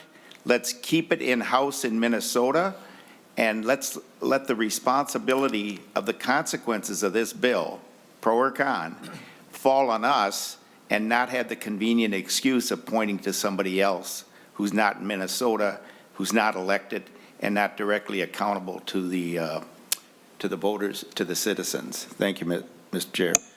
Thank you, Senator Gruenhagen. Senator Green, final comments? Thank you, Mr. Chair. You know, I've listened to the comments of from my colleagues, and you know, I'm thinking about this in a straightforward way. You're arguing for the adoption of something you haven't read. You're trusting that the EPA will do the right thing. You're allowing for Minnesota to be subject to people we don't even know who they are that sit on these boards. And we're going to put this all before the people of Minnesota, and we don't even know what it is. You just don't know what it is. So I think the arguments that I'm making speak for themselves. Our MPCA has the authority to do all these things in-house, and they are subject to us. The EPA is not subject to us, nor is the working group within the EPA that the EPA is part of. So I would ask for a yes vote on this, and I'd ask for a roll call. Senator Matthews. Thank you, Mr. Chair. My apologies. I thought you'd noticed me earlier, my mistake. Yeah, I just want to agree with that. The answer to the questions raised by Senator Dibble, Senator Frentz, and others is you brought the proposal forward to tie us to a federal working group that you haven't read. The solution you should do instead is to read the report, take the lines that are in there, put that right in the statute, not tie it to a future working group. And we can read it, debate it. I still may not agree with it, but we're making policy that we're establishing as legislators, and we're accountable to our voters for that. The way that we're doing this is not the way. This is completely wrong, in my opinion. So, and the Public Utilities Commission is already looking at these things like the social cost of carbon under Minnesota statutes. They will continue to do so unless we pass this bill that now says it's going to be kicked up to whatever a federal bureaucrat working group says that it should be, rather than done here by Minnesota legislators accountable to Minnesota voters. Please adopt this amendment. All right, with that, all those in favor say aye. No, there was a roll call requested being noted. Staff will take the roll call vote. Senator Frentz? No. Senator Jung? No. Senator Matthews? Yes. Senator Dibble? No. Senator Green? Yes. Senator Gruenhagen? Yes. Senator Hoffman? No. Senator Klein? Senator Lucero? Yes. Senator McEwen? Senator Mitchell? Senator Port? Senator Rarick? Senator Weber? Senator Port? Senator Weber? There being 5 yes votes and 7 no votes, the amendment does not prevail. And Senator Hoffman. Thank you, Mr. Chair. And Senator Frentz, I have Human Services Committee starts at 3 o'clock. There are 3 members here that are part of that, and we're going through the governor's budget proposal on long-term care. And so I'm just wondering if, are you going to maintain, or we're going to, and if this has already been discussed, sorry, but there's also county commissioners and other people that are here, and I've been up and down. So what's the flavor of the author, Mr. Chair? Senator Frentz. Appreciate that, Mr. Chair. And Senator Hoffman, we did agree to take a short recess with the ranking member at about 5 minutes to 3. And since it's about 7 minutes to 3, Mr. Chair, could I suggest to you as the chair that we take a recess for 5 minutes right now to discuss those great questions? All right, with that, Senator Lucero, do you have a quick question, or is it something else? No, I was going to offer the A27 amendment, but I could do that after we come back in. All right. 5-minute recess.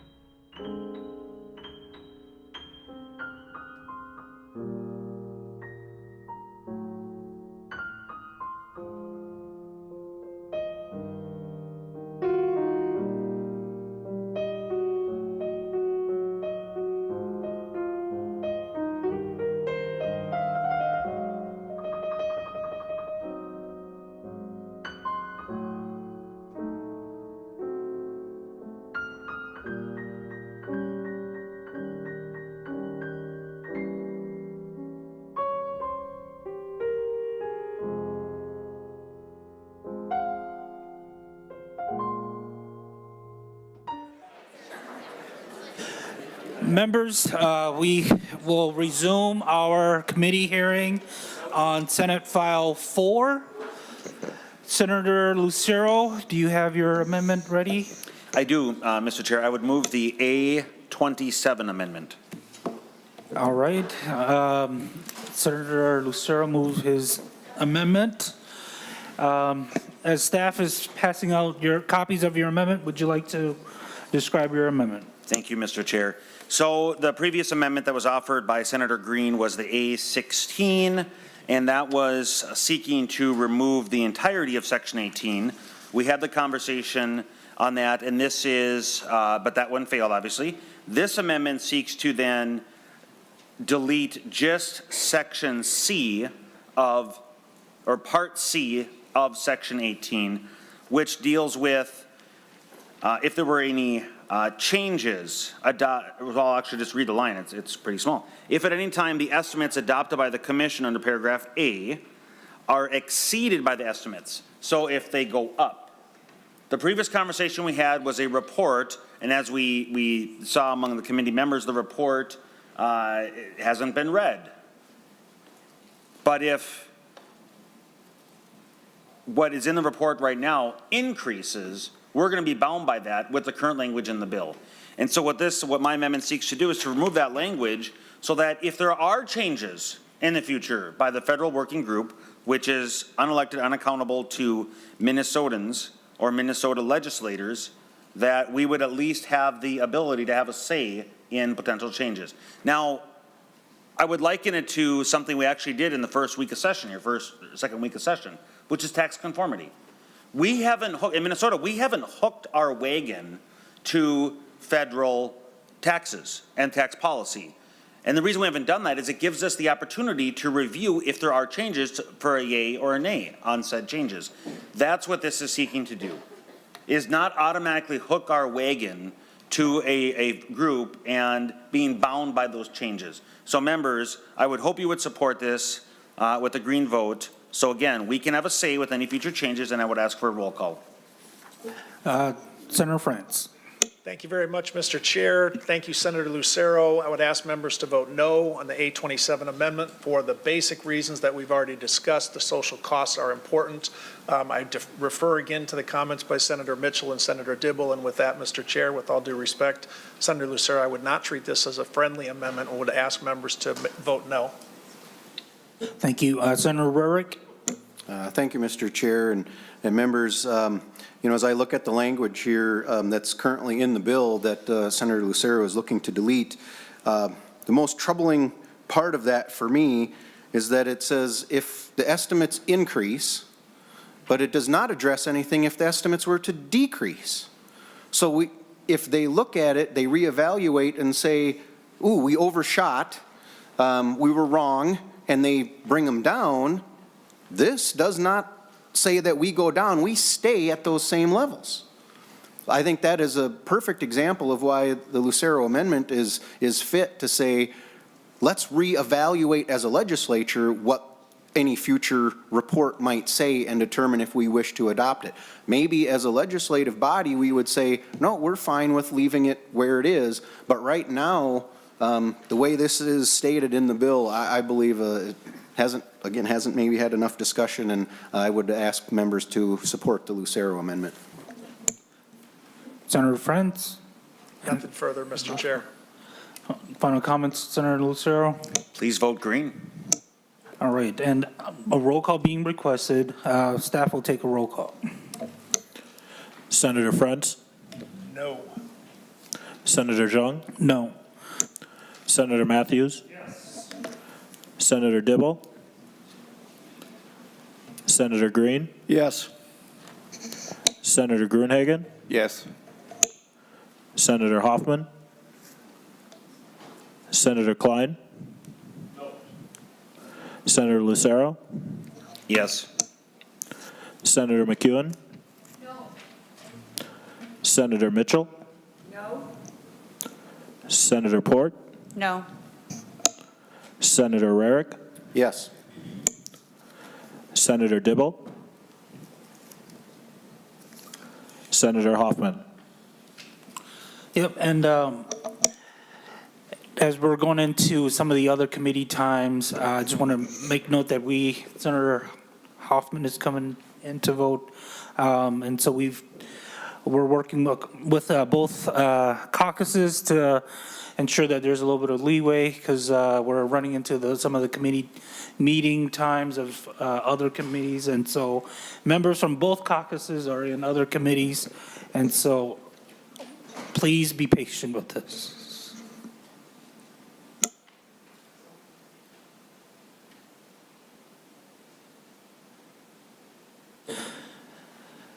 Oh, and then, so with that, there being 5 yes votes and 6 no votes, the amendment does not prevail.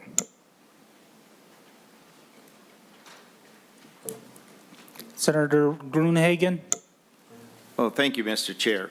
Yeah, I'd like to offer the A18 amendment. Senator Gruenhagen introduces the A18 amendment.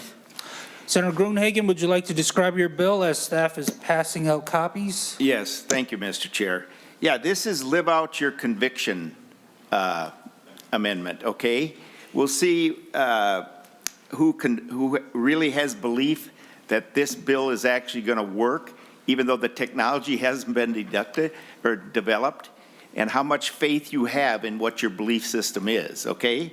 And what the amendment does, it says unless the technology is developed to provide baseload electricity and lower the cost of electricity generated with solar and wind, that this bill would be placed on automatic suspension or sunset.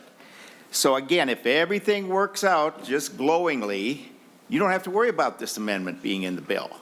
But if the concerns that have been raised, both by the industry and by the constituents in some cases, then this amendment would say, wait a minute, we got to stop this until we figure out exactly what's going on, okay?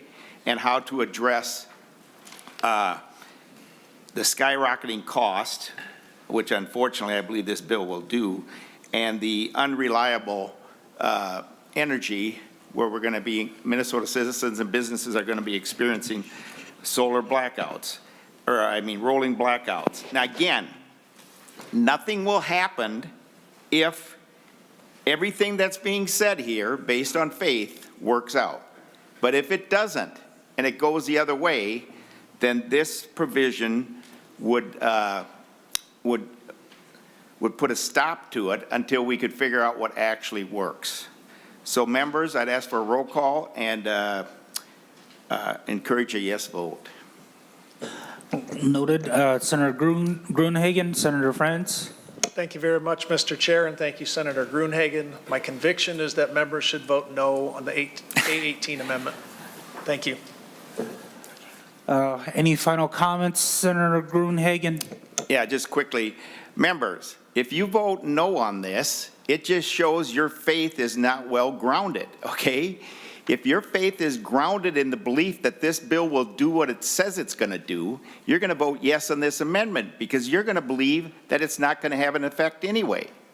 Otherwise, it's a contradiction, in my opinion. Please vote green. Thank you. And with that, staff will take the roll call on the A18 amendment. Senator Frentz? No. Senator Zhang? No. Senator Matthews?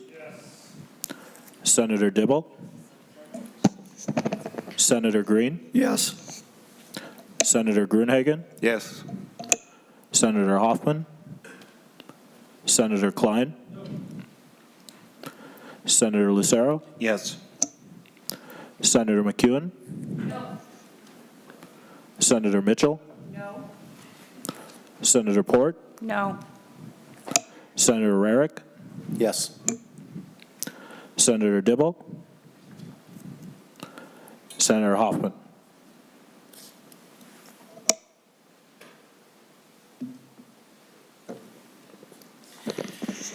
There being 5 yes votes and 6 no votes, the motion does not, the amendment does not prevail. Senator Gruenhagen.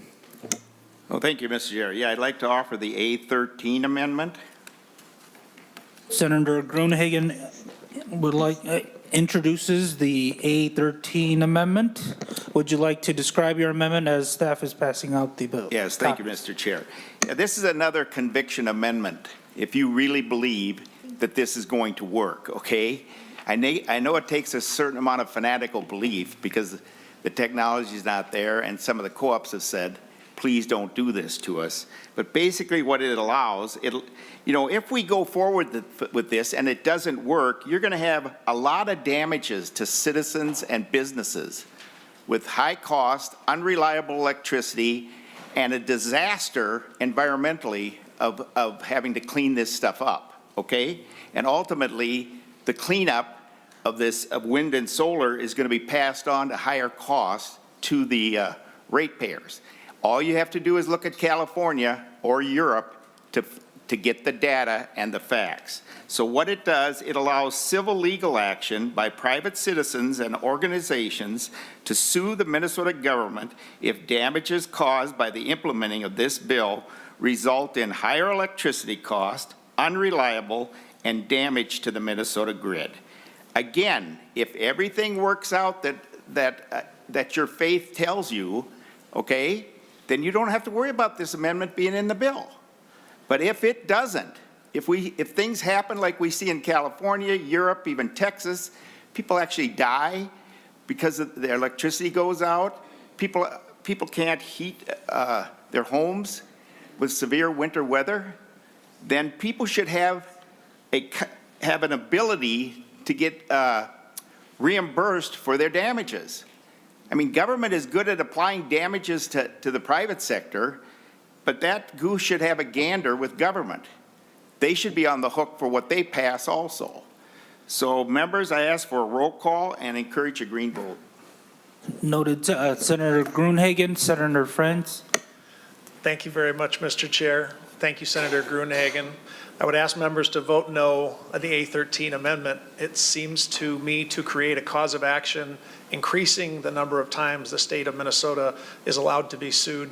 And I would just say that is nothing to do with the spirit of the bill. We're trying to reduce carbon emissions. I will note for the record, Senator Gruenhagen, that you said that reducing carbon emissions, which is the point of this bill, is a disaster environmentally and will be hard to clean this stuff up. History will judge us both as we look at the carbon reduction work we're trying to do here. Thank you, Mr. Chair. Thank you, Senator Gruenhagen. Senator Gruenhagen. No, I think you misquoted me a little bit. I'm saying the cleanup of windmills and solar is going to be the biggest environmental disaster in the history of the state of Minnesota. Go do your research with California. They don't know what to do with this stuff. Now, I have a brother-in-law who drove through Iowa. He happened to pass by a windmill graveyard. It's just stacked up.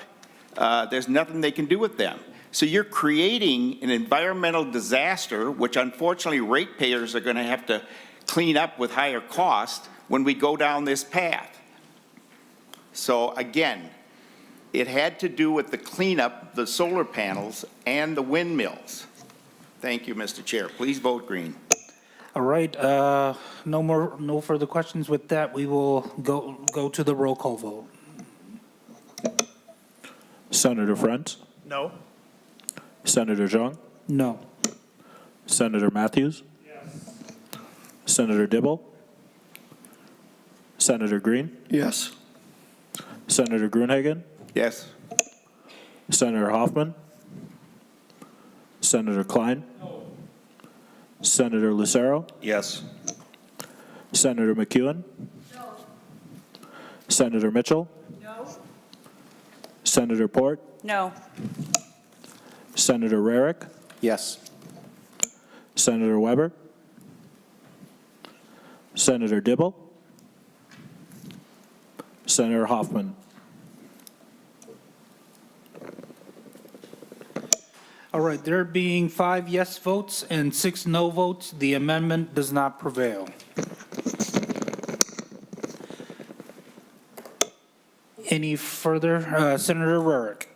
Thank you, Mr. Chair, and I would like to ask that both the A36 and A37 amendments get passed out. I'm only going to offer the A36. They're very similar, but I would like members to see both. For time, I'll talk to both, but I'm only going to offer the A37. All right, Senator Rarick introduces the 836 amendment to your. A37. 837 to your amendment. Thank you, Mr. Chair and members. I'll talk about the two amendments together, but then address what we're actually going to be voting on. But, I think we've all heard our utilities before us over the years, and they have set a number of these goals in their plans already because that is exactly what their customers are asking for. And they're setting their plans according to what they believe technology is going to allow them so that they can achieve those goals without raising costs. So the two amendments look at moving back the dates at which we achieve these goals or, lower the percentages. The A36 would have said, well, let's lower the percentages. I know that's not what you want. You want to achieve those percentage. So the A37 amendment is saying, well, let's push those back a couple of years that are more in line with the goals that the utilities have already put in place for themselves. Because I believe they've done a lot of the research, and the reason they put those goals out at those years is because they believed that was the time they were going to need to be able to get there affordably for their customers. So that's the gist of the amendments, and the one we're voting on is pushing the dates back for the current standards. So thank you, Mr. Chair. All right, thank you, Senator Rarick. Senator Frentz. Thank you, Mr. Chair. Thank you, Senator Rarick. I do respect the work that you're putting in on this, and I see the thought. The question is, does this amendment change fundamentally what the bill does? In my opinion, it does change it. The whole point of this is to create a standard that we're going to go to, and I believe these utilities, these American-run utilities, can meet these goals, and I do not support the 837 amendment, which I believe would weaken the impact of the bill. I respect the way you're approaching this. I'm asking members to vote no on the 837 amendment. Thank you, Mr. Chair. Thank you, Senator Rarick. Senator Matthews. Thank you, Mr. Chair. I would also urge members to vote yes on this. The underlying bill, frankly, and I've heard it from all these stakeholders that we've been talking about all meeting long in my office, the big guys will be just fine. They have the tools, they have the resources, they're steps ahead of the little guys that are moving forward on this. Senate File 4, as the majority seems to want to rush it through this body, is going to really harm the little guys, the co-ops, the munis of small towns, the places that have their little community that they're responsible for, that they have a source for, that are going to get turned upside down with this. I've heard over and over and over again in my office in the last couple of weeks, we have a way to get to 2050. We do not know how we're going to get to 2040. And those, you talk about the stakeholder agreements and what you've all been trying to work on, those pleas have fallen on deaf ears. That's really unfortunate. The big utilities are already on their way. They can meet that. If we're moving this out to 2040, then I'd ask the members to consider what's the harm in letting the little co-ops and the little guys around the state of Minnesota that are all trying to move this direction anyway. I challenge you to name me one co-op or one muni or one utility anywhere in Minnesota that's like, no, we have a plan to increase carbon from now till 2050. I haven't heard of one. Everybody's moving this direction. Some can get there better than others. And the ones that can't get there as easily are going to be harmed by this bill, and this amendment seeks to rectify that. Senator Frentz. Thank you very much, Mr. Chair. Thank you, Senator Matthews, for your passion on behalf of the smaller electric companies. I met with many of them too, and when we had those meetings, we discussed the off-ramp. The law that we're asking you to vote yes on says there is an off-ramp if you cannot do it. And so while I've heard those questions raised by municipals, by co-ops, and frankly by investor-owned utilities, although I appreciate your acknowledging the larger utilities are going to have a positive path, I think the point is we're asking this bill to protect those utilities with the use of an off-ramp, but we're setting the standard, and I think that's the proper energy policy for the state. I appreciate and respect your take on it. I'm asking members to vote no on the amendment. Thank you, Mr. Chair. Senator Klein? Thank you. Mr. Chair and Senator Frentz, and I appreciate that the name of the bill that you brought before us is the 100% by 2040 bill. And if we were to adopt the A36 and A37 amendments, we would be aiming to call this the 70% by 2050 bill. I don't think that's what Minnesotans have asked us to do.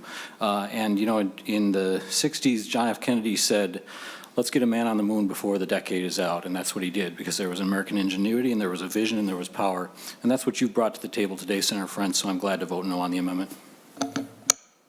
Senator Rarick? Thank you, Mr. Final comment? Oh, okay. Thank you, Mr. Chair. Members, you know, like, just going to kind of reiterate the points. I was at the MMUA event last night talking with a lot of people that run these very small utilities, and they're nervous. They're really nervous. And I said it already, but it is that we have a thing. They can buy RECs from others, but that is going to be an increased cost, and they have a very small base to which they can pass that cost on to. The off-ramps that were alluded to, I think it is my belief that those off-ramps were made very difficult for these small utilities to now use and exit on. So if we're not going to keep the off-ramps where they were currently, which were rejected earlier, that's why I believe pushing some of these dates out so that they do not have to go down a road that raises rates for their customers or puts the reliability of their system at risk is the right thing to do. Thank you. All right, thank you, Senator Rarick. All those in favor of the A37 amendment, say aye. Aye. All those opposed, say nay. No. Nay. The motion, the amendment does not prevail. And Senator Green. Thank you, Mr. Chair. I'd like to offer the A23 amendment. Senator Green offers the A23 amendment. To your amendment. Thank you, Mr. Chair. In the original bill, the small co-ops and municipalities had kind of a carve-out for them because they knew they couldn't meet the standards. And so it seems like they've been added back in now with additions to the bill. And what my amendment does, it takes them back out again. Just to give you a little background on what we deal with on some of our small utilities and co-ops. I happen to be a member of the co-op in Wild Rice Electric.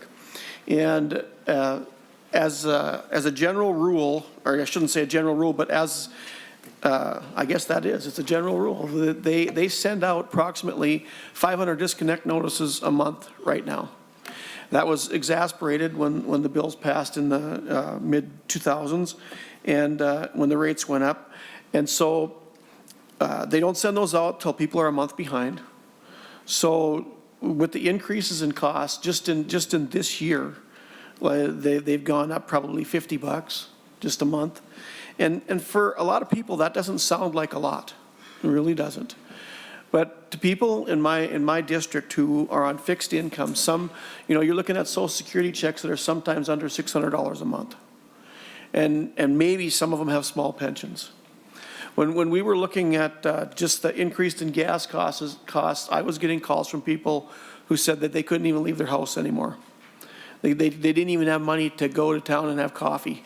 85-year-old veteran who living on a fixed income. These costs are real to us.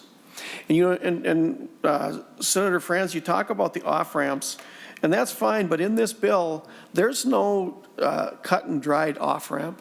It's all at the mercy of the PUC, and what they decide is reasonable.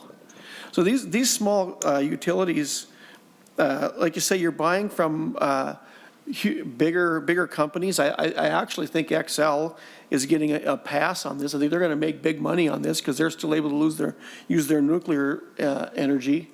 And so they're going to have credits to sell. But the small investor-owned utilities and the co-ops, which are owned and operated by the people who use them, are going to suffer greatly. And what this bill does, it allows them to be left out of some of these higher standards and and carbon offsets unless, they really can't make them. And I would ask for a roll call and ask for a yes vote. Senator Frentz, then Senator Rarick. Thank you very much, Mr. Chair. Thank you, Senator Green. I understand what your amendment does. We are here collectively as a state. We're all in it together, big and small. We all have challenges. Rural Minnesota families make lower average incomes. I know because that's where I'm from. And if we're going to stay in it together, we have to have the rules apply to everybody equally. And I would ask members to vote no on the A23 amendment. Thank you, Mr. Chair. Thank you, Senator Green. Senator Rarick. Thank you, Mr. Chair. And Senator Frentz, this gets to a question that I've been trying to understand, and maybe you can help me. By adding these cooperatives and munis into the definition of electric utility, as we refer to them later in the reports that they have to, the electric utilities have to submit to the PUC to prove out their plan, many of these co-ops and municipals are not power producers. They buy that power from a power producer who has already filled out all of those reports to get to these standards. By putting them in the definition here, are you requiring them to fill out all those same reports based on the information that who they're buying the power from?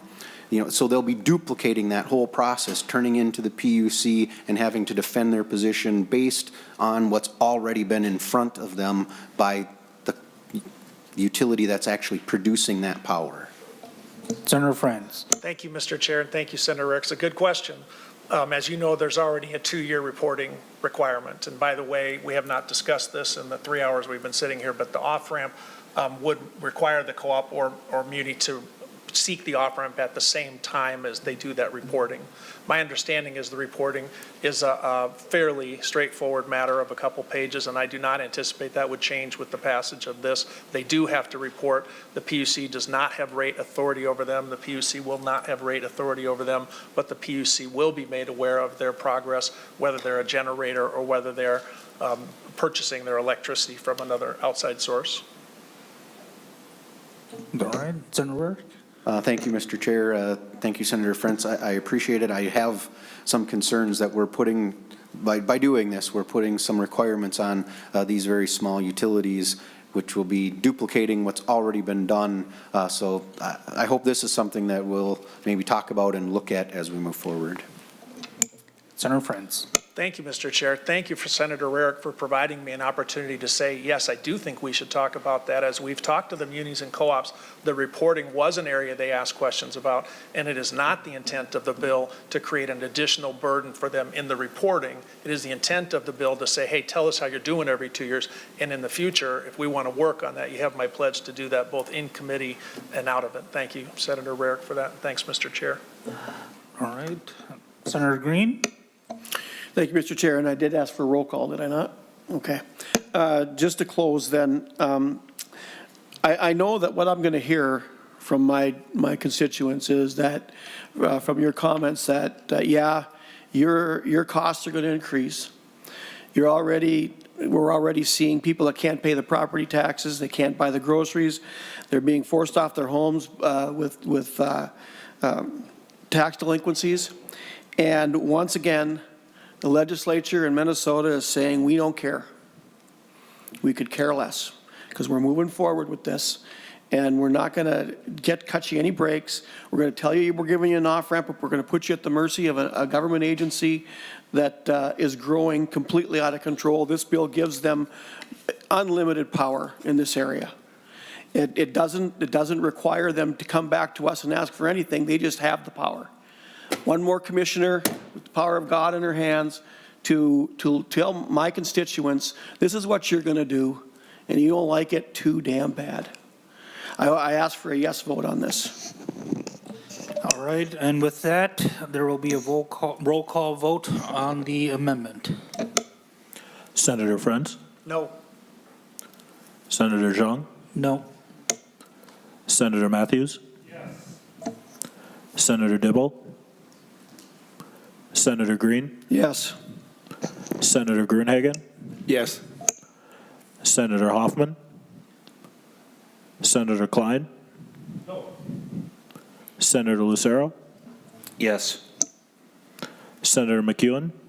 No. Senator Mitchell? No. Senator Port? No. Senator Rarick? Yes. Senator Weber? Senator Dibble? Senator Hoffman?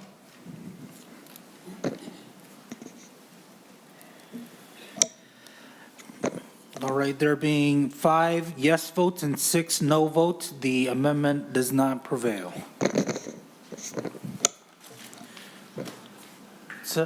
Senator Mitchell, then Senator Lucero. I know we often give a great amount of leeway for amendments, but we have had amendments for 3 hours now. In my opinion, some of them are starting to sound very similar. And so I would like to move that we take a vote to adopt SF4 and pass it on to the floor. Mr. Chair. Senator Matthews. Mr. Chair, Senator Frentz, this is a bad decision.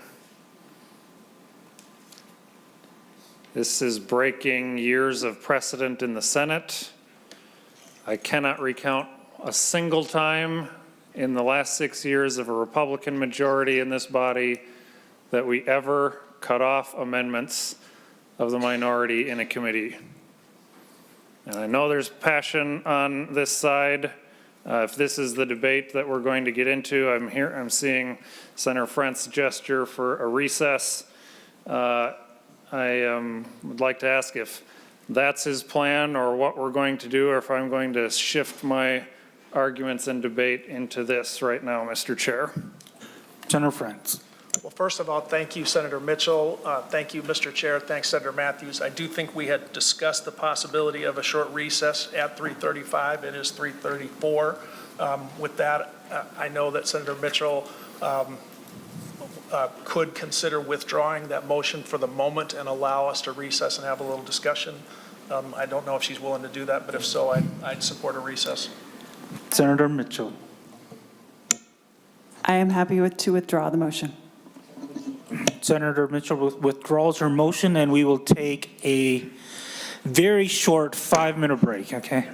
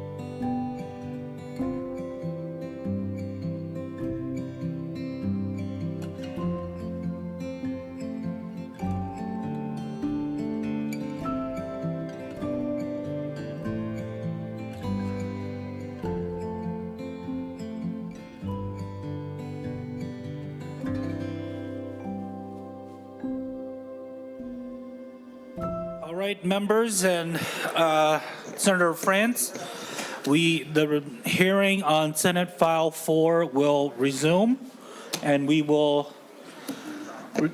return to the amendments. Senator Lucero. Thank you, Mr. Chair. I will move the A11 amendment. Senator Lucero moves the A11 amendment. Senator Lucero, to your amendment. Thank you, Mr. Chair, and I'm hoping this is considered a friendly amendment by the chief author. I know that the chair is very busy, has a lot going on, and I think that there might have just been an oversight. And so this is, again, hoping to help fill that hole in the underlying bill. And what this seeks to do, if I would draw members' attention to page 12, on subdivision 9, it reads, starting on line 12.2, the commission shall take all reasonable actions within the commission's statutory authority to ensure this section is implemented in a manner that maximizes net benefits to all Minnesota citizens, and it goes on. And it lists a series of criteria that have to be weighed when making that consideration of the maximizing the net benefits to Minnesota. But absent from that list is reliability. And that's one of the things that Minnesotans expect and deserve from us as policymakers, that the electricity turns on and it has the reliability and the confidence when they flick that switch that the lights indeed turn on. So what this amendment seeks to do is add the language, the following language, ensuring the reliability of the electric system. So with that, Mr. Chair and members, I would ask for a roll call vote and encourage a green vote. Roll call noted. Senator Frentz. Thank you very much, Mr. Chair. Thank you, Senator Lucero. I would ask members to vote no on the amendment. I do not support the adjusting or increasing the focus on reliability or cost or carbon reduction. I think the balance in the bill is good the way it is. Thank you, Mr. Chair. Thank you, Senator. Senator Matthews. Thank you, Mr. Chair. As a side note, good news to you, Mr. Chair. We've just scratched 2 amendments off of our list because we are trying to meet in a reasonable manner on this. To the A11, members, you have to come to some common sense middle ground here somewhere. You keep saying that this is a bipartisan bill, that you're working with stakeholders on it, and you have yet to prove it. If you can't agree to this, if you say we should ensure the reliability of the electric system, then maybe you should drop the talking point that you're trying to pass a big bipartisan bill. Can you find something in here that says let's add so that consideration is made to ensure the reliability of the electric system? Members, please vote yes. Senator Lucero. Thank you, Mr. Chair. I honestly am very shocked at the encouragement to vote no, that we should not add reliability as a criteria that should be considered. I'm truly shocked. Why wouldn't we? We're going to do everything else, have all kinds of other requirements that may have an impact on reliability, and we don't want to ensure that reliability is there? So we're going to have solar panel fields and windmills, but reliability be damned. Unbelievable. Members, please vote green. All right, with that, with the roll call being requested, we will go to the roll call. Senator Frentz? No. Senator Zhang? No. Senator Matthews? Yes. Senator Dibble? Senator Green? Yes. Senator Gruenhagen? Yes. Senator Hoffman? Senator Klein? Senator Lucero? Yes. Senator McEwen? No. Senator Mitchell? No. Senator Port? No. Senator Rarick? Yes. Senator Weber? Senator Dibble? Senator Hoffman?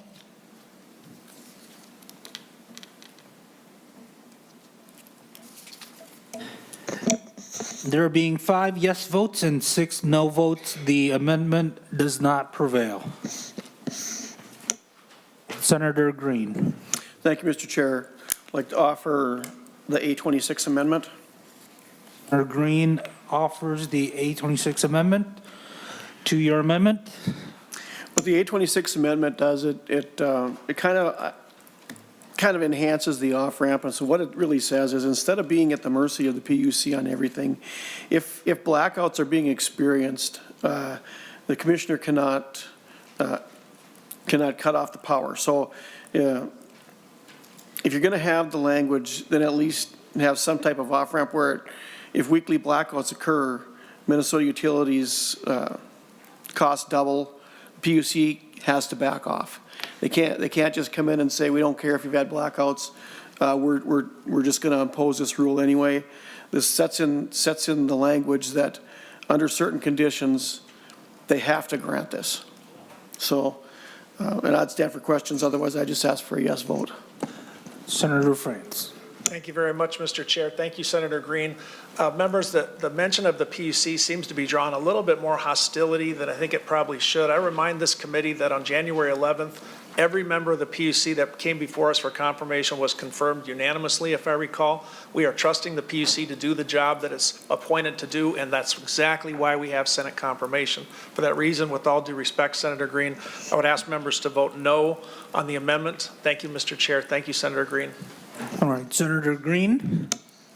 Okay, if there's no other discussion, then I would just say to that, yes, we do grant our agencies a lot of power, more power than I wish that they had. But we're still in charge. We still have the final say. And when we've got a bill before us that gives that unlimited power with really no checks and balances until after something is done, I suppose we could call them back in. That's not, I don't think that's our job. I don't think that's the responsibility of the legislature to say to an agency, we're just going to give you this authority and shirk our own authority. These are decisions that should be being made by us. And they have the authority to carry out those orders, but they shouldn't have the authority to make the laws and make those kind of rules for the people who elected us. And I would ask for a yes vote. All right, with that, all those in favor say aye. Aye. All opposed say nay. Nay. No. All right, the noes have it. Senator Rarick. Thank you, Mr. Chair. I would move the A12 amendment. Senator Rarick moves the A12 amendment. Senator Rarick, to your amendment. Yeah, thank you, Mr. Chair. And, this is a good one to follow Senator Green's. We've been seeing a lot of wind and solar developed around the state. One of the things that's troubled me as I've followed this, and I get my numbers mixed up, I believe it's anything over 50 megawatts goes straight to the PUC for approval. It bypasses all local ordinances or county boards, and that's something that has troubled me. Just like Senator Green was talking about, we have a role in establishing what the PUC looks at and considers. And when I spoke with all 3 of the PUC members who are looking to be confirmed this year, I asked them specifically about this. Do you give some consideration to what locals say on these projects? And they all said, well, absolutely we do, but they'll look at, it's capped at a certain level because they do not have to. And I have long believed that if locals have spoken that should be part of the consideration, it should be in our statute that directs the PUC how to look at those things.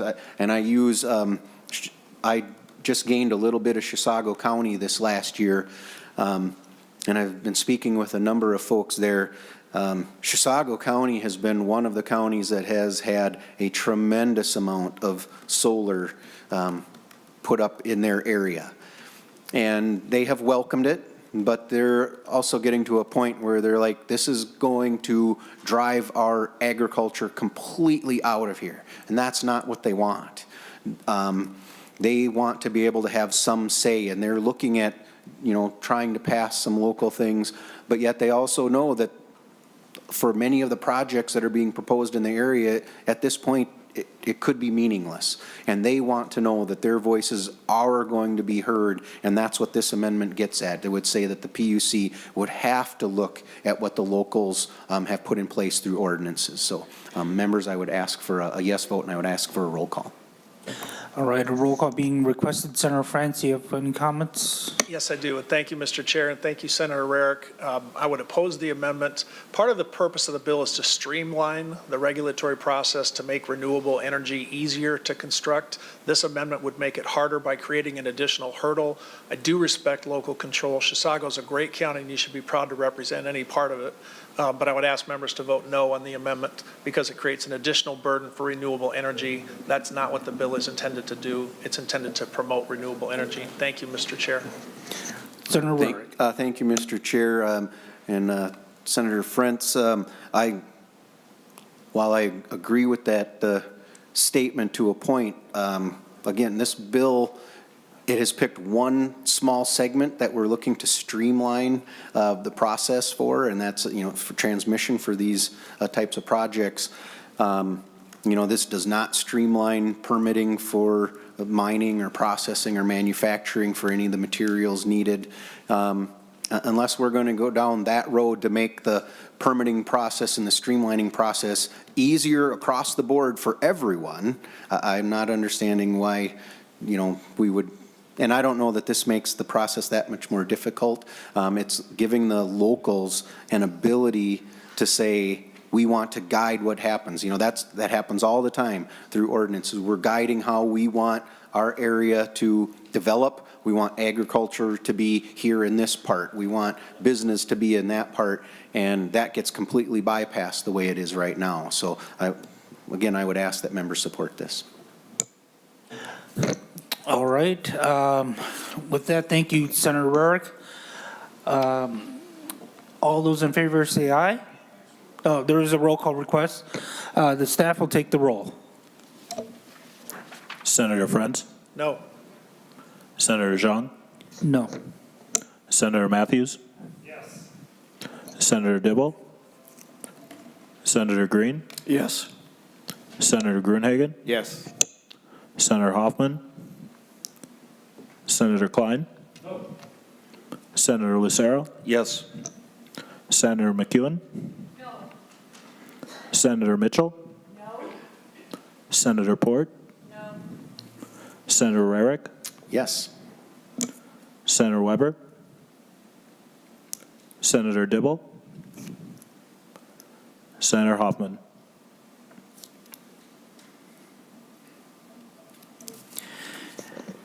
There being 5 yes votes and 6 no votes, the amendment does not prevail. Senator Gruenhagen. Oh, thank you, Mr. Chair. Yeah, I'm skipping one of my amendments. I'm going to jump to the A19 in the interest of time. Senator Gruenhagen, to your A19 amendment. Okay, members, this is exempting peak power plants, natural gas ones, from RECs and carbon-free mandates. We've had the testimony on Monday, I believe, by the utilities saying they've got to have these natural gas backups in severe weather, or you're going to see rolling blackouts. And I know the bill does allow it, but they get punished by having to buy RECs. And so they're going to, they're paying a penalty for doing that. Natural gas is one of the cleanest fuels we could possibly use, and there's an abundance of it. And it provides baseload electricity at the most important time when the grid is stressed. So again, members, think about your constituents.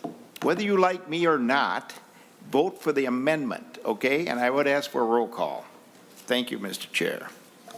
Senator Frentz. Thank you, Mr. Chair. Thank you, Senator Gruenhagen. I like you. I'd ask members to vote no on the amendment. Say friendly? No. I'd ask members to vote no. The peaking power plant discussion was something that got a great deal of attention, and in my opinion, co-ops and municipal utilities made a very good point, which is that at the present time, it's important to avoid loss of service. So I think that point was well made. Some of the clarifying language on the partial credit and some of the understanding of carbon neutral by 2040 allows for those boards, those co-ops and muni boards that we do like, trust, and respect to make decisions, I would guess around 2030, 2035, how they want to do it. And if, for example, they have chosen to keep the peaking power plants for their customers' benefit and they purchase 3% of RECs, just as an example, I'm taking it that that's because that's what that board thought was best for that group of citizens. For that reason, members, I'd suggest a no vote on the A19 amendment from my good friend, Senator Gruenhagen. Senator Gruenhagen. Yeah, we're getting friendlier all the time. It'd be nice if you liked my amendment. No, here's the thing. We're going to punish with higher cost the rural co-ops, which are going to already suffer under the mandate and the requirement. I mean, and these are people, fixed income, low income people, which I know you have in your district. Please, members, vote for this. Remove the penalty for the natural gas backup centers so that we don't see rolling blackouts here in the state of Minnesota in a way that currently is in the bill that's going to drive up their electric cost. I did ask for a roll call. Thank you, Thank you, Mr. Chairman. With the roll call being requested, the staff will take the roll call. Senator Frentz, No. Senator Zhang, No. Senator Matthews, Yes. Senator Dibble, Senator Green, Yes. Senator Gruenhagen, Yes. Senator Hoffman, Senator Klein, Senator Lucero, Yes. Senator McEwen, Senator Mitchell, Senator Port, Senator Rarick, Yes. Senator Weber, Senator Dibble, Senator Hoffman.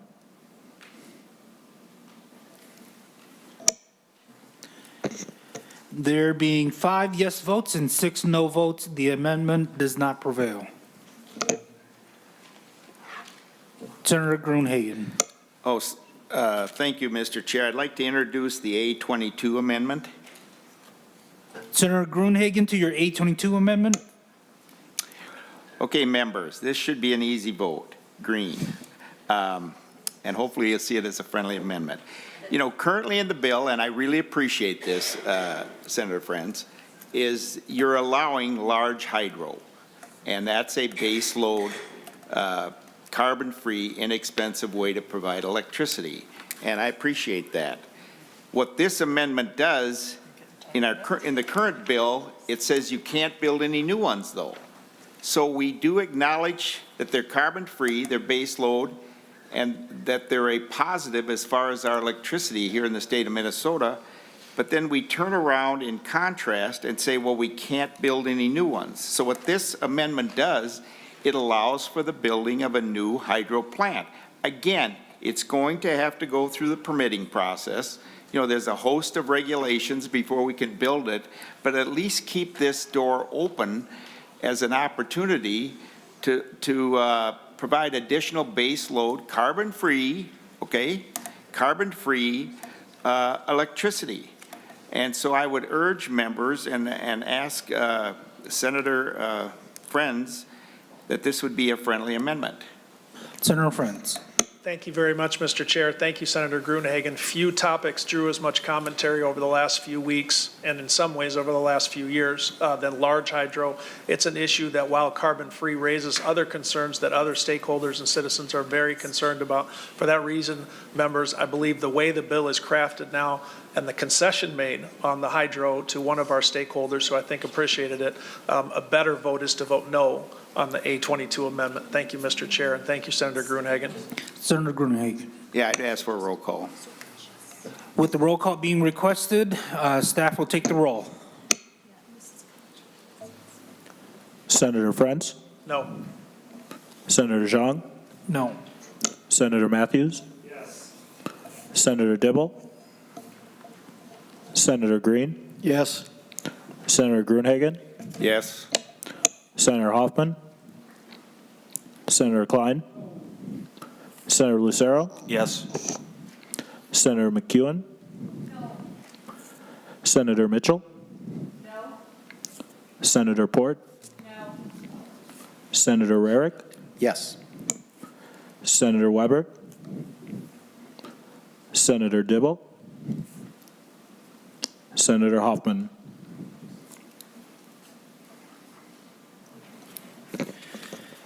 Members, there being 5 yes votes and 6 no votes, the amendment does not prevail. Senator Matthews. Thank you, Mr. Chair. I have the A33 amendment. Thank you, Senator Matthews. To your amendment.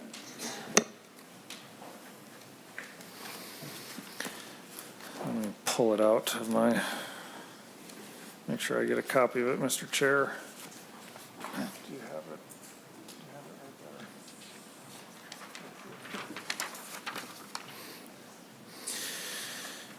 Mr. Chair, the 833 amendment will say that a public utility cannot pass on the costs of decommissioning a big facility or a nuclear facility to their ratepayers or other customers. My hope is that this language would not be needed, that we're going to use these large facilities towards the end of their useful life.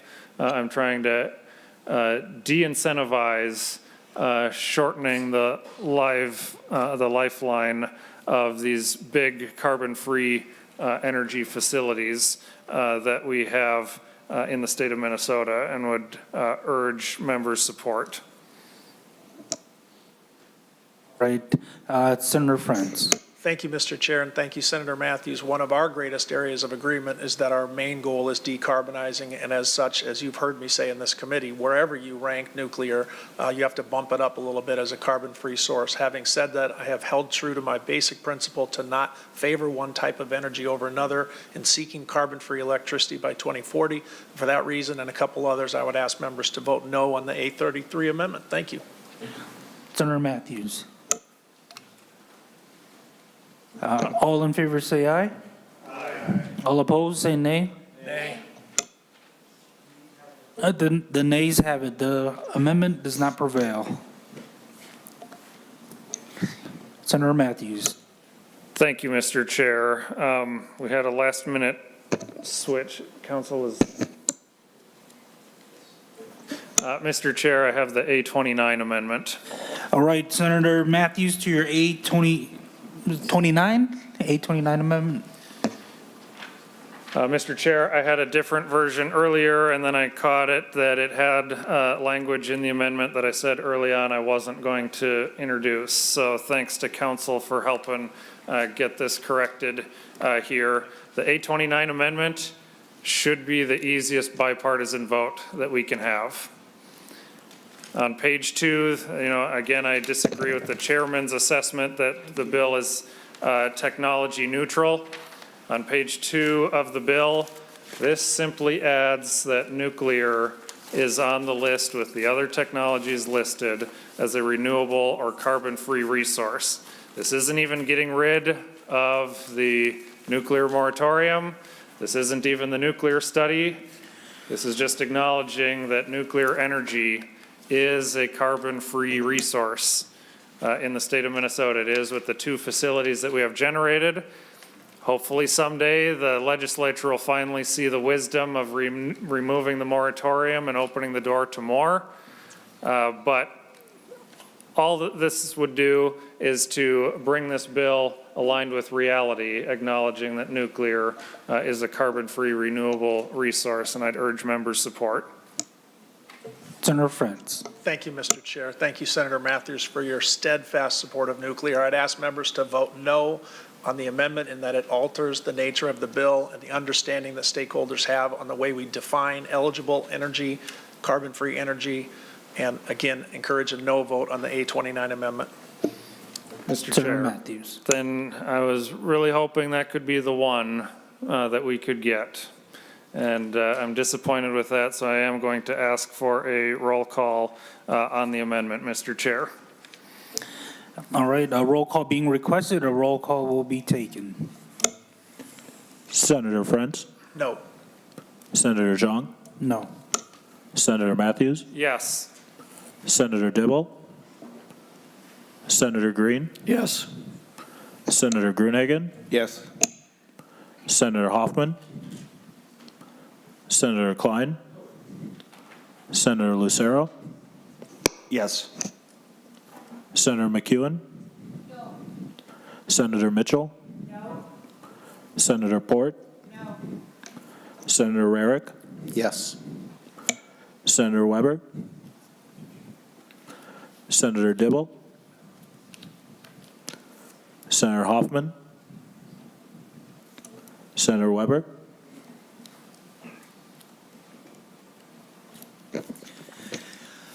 All right, members, there being 5 yes votes and 6 no votes, the amendment does not prevail.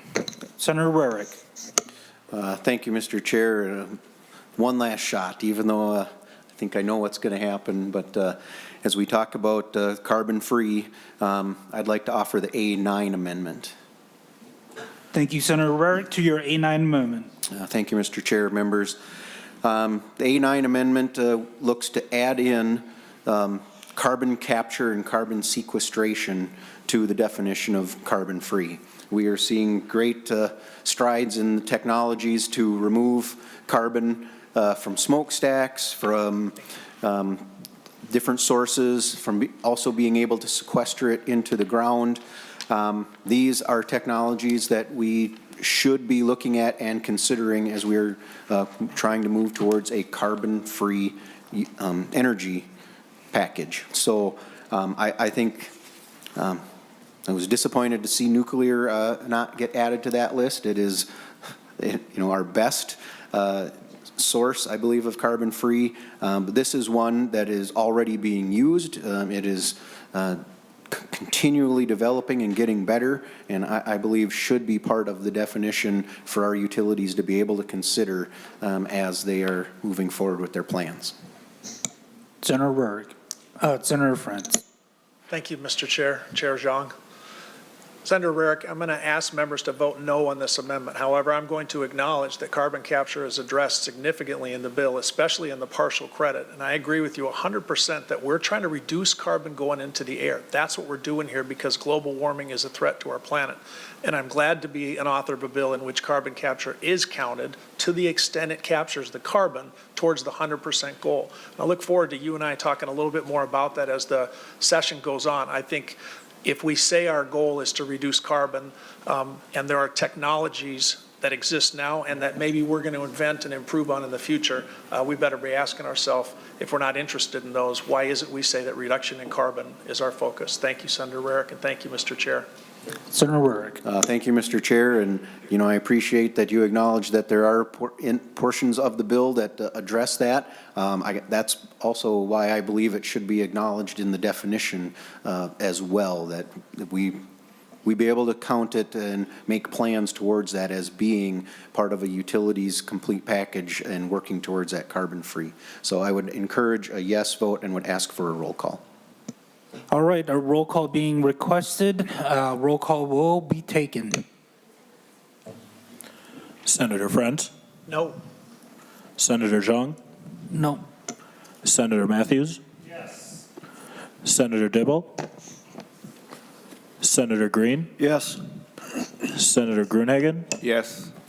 Senator Hoffman, Senator Klein, Senator Lucero, Yes. Senator McEwen, Senator Mitchell, Senator Port, Senator Rarick, Yes. Senator Weber, Senator Dibble, Senator Hoffman, Senator Weber.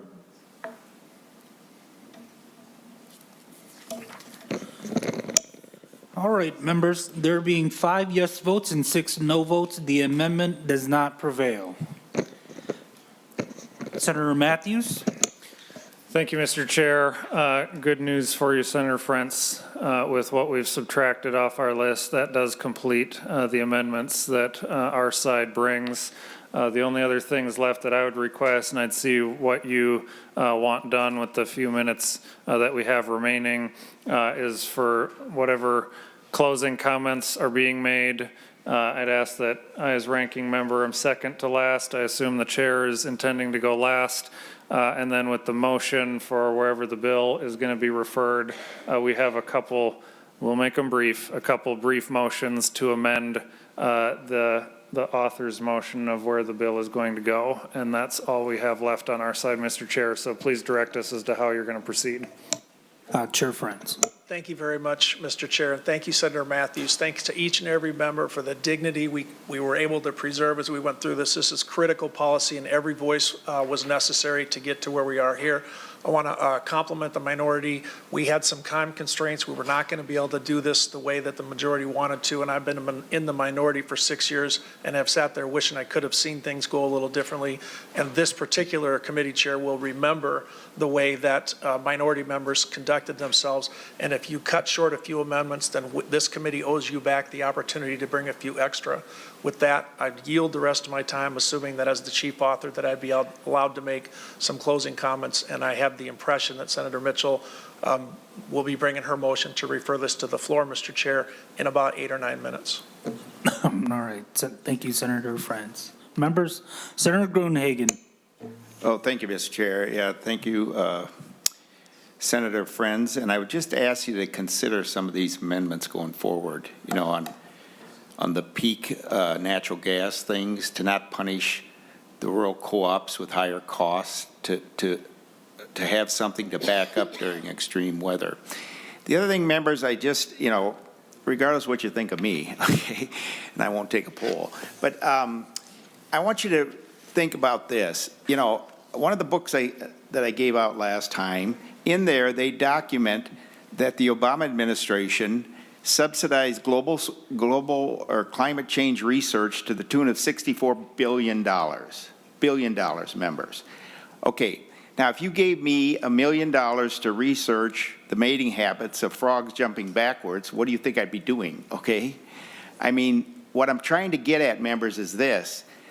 Government subsidies wanting certain results are being given to scientists in some cases, and they're coming up with the results that the government subsidies want. So my point is, government subsidies are corrupting the scientific method. We all agree on the data. We disagree on the interpretation. And you need to understand that when government subsidies show up, people come to the conclusion that the government subsidy can keep coming, and number two, for their welfare, and number two, the price of everything goes up. Whenever you provide government subsidies, everybody sits around, figures out how to raise their cost. And we got people in this audience who are going to make a lot of money off this bill. And now we have is it the Reduction Act at the federal level, which has a lot of Green New Deal in it? I call it the Green New Deal, okay?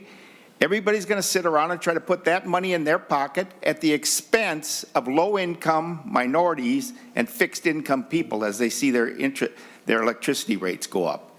And God help us if we have blackouts at the worst possible time in the state of Minnesota. I hope your religious faith turns. Other members? No more else? Senator Mitchell? Is there more? Any other? Senator Matthews. I will then. make my closing comments if no one else is going to, Mr. Chair. Can I make one more comment? Senator Gruenhagen. Oh, thank you for your indulgence. The other thing I just say real quickly is, listen, we're Americans. Look at our history. We're Americans. You know what Americans did? They sacrificed, bled, and died for the freedoms we have and the benefits that we have in this country. You know what they did? They did what was right, not what was convenient or was that they could make money on. So I'm speaking to the people in the audience too. Start doing what's right for the people of the state of Minnesota, not just what makes you money, which has a blinding effect. Please come to your senses. Thank you, Mr. Chair. And then I'll go to Senator Mitchell. I would like to say I fully support this bill because it is the right thing to do. I have watched the climate change personally as a meteorologist, including in Minnesota. If you look back to the records we have since the inception of the state, through the late 1800s, 1900s, flooding events, record flooding events, 7 of them, 1800s, 1900s. Since 2002, we've had 8 of these events, and the definition of one of those large-scale events is covering 1,000 square miles and at least 6 inches, with some places getting 8 or more. That costs lives. Heat events, we've had deaths from those. We do have a changing climate, and it's impacting people through the droughts, through our farmers, through people having more health problems from extreme heat events. And I'm a mom, and this is the future we're leaving our kids. So I'm so excited that we are doing something proactive to help with people's lives and health and to mitigate some of the damage that we're seeing in our environment. So thank you for putting forward this bill. Thank you, Senator Mitchell. Any other members? Senator Matthews. Thank you, Mr. Chair. First off, Senator Frentz, I want to commend you. In my opinion, I think you were close to steering the committee ship into an iceberg, and it took a lot of pushing back and forth. We avoided that, and for that you should be commended. Mr. Chair and members, Senate File 4. Senator Matthews, you wanted to be second to the last speaker, Correct. right? Sorry. Senator McEwen? I'm sorry. I'm sorry, I missed the order, and I have some comments, but I can save those for the floor also, so please proceed. I'm sorry to interrupt. Senator Matthews. Thank you, Mr. Chair. Members, Senate File 4 is an activist bill. It's not a good governance bill. Has lots of bright, ambitious goals without providing the tools necessary to help accomplish that goal.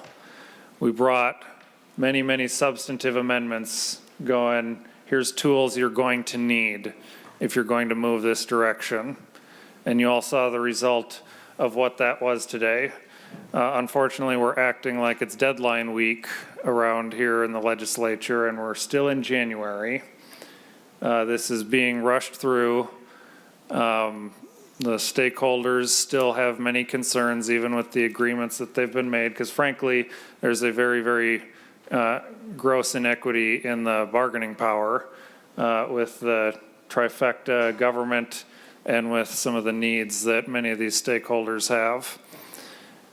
Members, this will likely continue to increase costs on all Minnesotans going into the future. And there could be other reasons, other resources that we could start utilizing. We talk about nuclear a lot. We talk about hydro, although we went 2 steps forward and then 1 step back on that in this bill.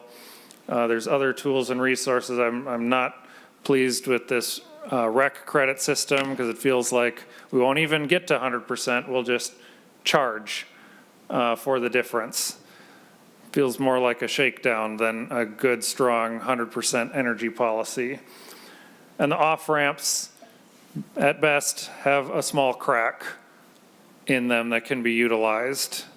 And it's up to a 5-member Public Utilities Commission board for determining how that is going to move forward. There's still a lot of problems and a lot of issues with this bill. It's unfortunate that it's being rushed through at the speed that it is, rather than following the example of things in the past, such as the 2007 bill and others that were slow, that were deliberate, that took a majority of the session, and the end result had large bipartisan support for the bill in both bodies of the legislature, which at the time, the legislature was all with one party and the governor was the opposite party. We're not seeing that under this bill. And so for those reasons, I cannot vote for this bill. We're still going to have conversations and discussions on this as it moves forward. I appreciate the robust discussion. I appreciate the chairman letting me lean on him a little hard throughout the afternoon, saying we need to do it the right way. For that, you should be commended, Mr. Chair. But this bill still is lacking in many, many areas. And I'll close with one comment. We had a discussion on nuclear in this Energy Committee last year and had a renowned professor that made a comment and said, if you're serious about climate change, but you're not going to open up your state to nuclear or you have a nuclear moratorium in your state, then you're really not serious about climate change. And the majority has decided that this is not the place to try to move forward on nuclear, and whether we can move something forward this session is still pretty murky. So for those reasons, members, I'd encourage a no vote on Senate File 4. Thank you, Mr. Chair. Thank you, Senator Matthews. Chair Frentz. Thank you very much, Mr. Chair, and thanks for your patience today. Thank you, Ranking Member Matthews. Thank you, members of the Energy Committee, our staff, ladies and gentlemen of the public. I have a tough time drawing a line between activists and Minnesotans. What I saw this morning was about 400 Minnesotans who came here to urge passage of this bill. Old, young, tall, short, white, black, red, man, woman, all of them, demanding that we pass this bill. And I guess I could call them activists, but to me, they seem from all over the state, big towns, small towns, and they're demanding action on climate change. We have a university in my town of about 16,000 students. You don't want to have this hearing in front of them. I wonder if they could restrain themselves. They are so worked up over climate change. And while some of us are in our 50s, there's a lot of younger Minnesotans who have some interest in seeing us move, and this bill is exactly how we should be moving. I thank every member who brought an amendment, every member who spoke on the bill. We're going to be moving this bill to the floor, where I'm guessing there will be some further debate, and I could imagine an amendment or two from the senators that I like. And I would just say this is exactly what the people want us to do. And then finally, to the question of rushing it, as the author of this bill, 2 sessions running, now in my 5th year, again, this is the first week I've been able to put this in front of the public as a matter to be heard. And we're going to talk about the different issues that have come up here in this committee, and I'm looking forward to it. And for all those reasons and some other ones too, I'm asking for every member to consider voting yes on Senate File 4. Thank you very much, Mr. Chair, and thank you, members. All right, thank you, Chair. Senator Mitchell. I would like to renew my motion that we pass SF 4 and then refer it to the floor. As amended. As amended. Senator Rarick. Thank you, Mr. Chair. I would like to make a motion to amend the motion.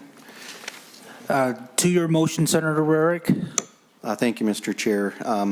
I would like to amend that motion, instead of sending it to general orders, that we send it to the Labor Committee. As the former chair of that committee, I look at this bill and I see a number of provisions that belong in the jurisdiction of that committee. The support for families, local workers, prevailing wages. There are a number of things that I believe are in that jurisdiction, and to save time, I'm not going to talk about what state statutes they are. But I firmly believe this belongs in that jurisdiction. We also believe it belongs in jobs, in environment, commerce, and even possibly judiciary, and for sure local and state government. So I just hope after the Labor Committee, they move it to one of those others where it will get the discussion it really needs before we go to the floor. So thank you, Mr. Chair. All right, thank you, Senator Rarick. Have staff. Senator McEwen. Mr. Chair. Senator Frentz. Thank you, Mr. Chair. Thank you, Senator Rarick. I oppose the Rarick amendment. First of all, the bill makes no amendment to any labor statutes whatsoever. I think it is better referred to the floor. And second, I've spoken with the chair of the Labor Committee about this matter. Thank you, members. I ask you to vote no on the Rarick amendment. All those in favor of the motion to amend the motion to refer to the House floor, to the Senate floor. Sorry, members. Aye. All opposed? No. The nays have it. Senator Mitchell, to your motion. I would also like to add to my motion that I would like a roll call when we get there. A roll call being requested. Roll call will be taken by staff on Senator Mitchell's motion. Senator Frentz, Yes. Senator Zhang, Yes. Senator Matthews, No. Senator Dibble, Yes. Senator Green, No. Senator Grunhagen, No. Senator Hoffman, Senator Klein, Yes. Senator Lucero, No. Senator McEwen, Yes. Senator Mitchell, Yes. Senator Port, Yes. Senator Rarick, No. Senator Hoffman, No, and as we're going to go have someone grab Senator Hoffman as we had noted earlier. So please be patient, members.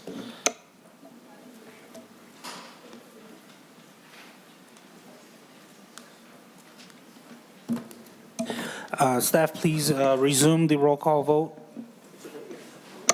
Senator Hoffman, Yes.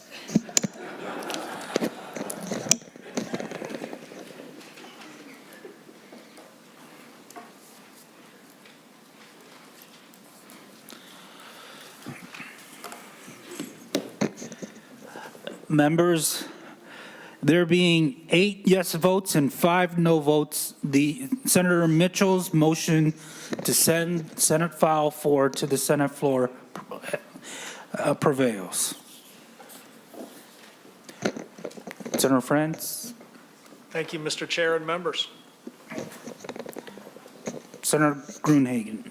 Yeah, I brought an article along about the rolling blackouts, and it's being handed out right now. I said I had to wait till the end. I just encourage members to read. It's with MISO. And again, I've never seen a headline like that in a city of 15,000 people where they were warning about loss of power during summer. All right, thank you, Senator Grunhagen. And with that, the Energy Committee is adjourned.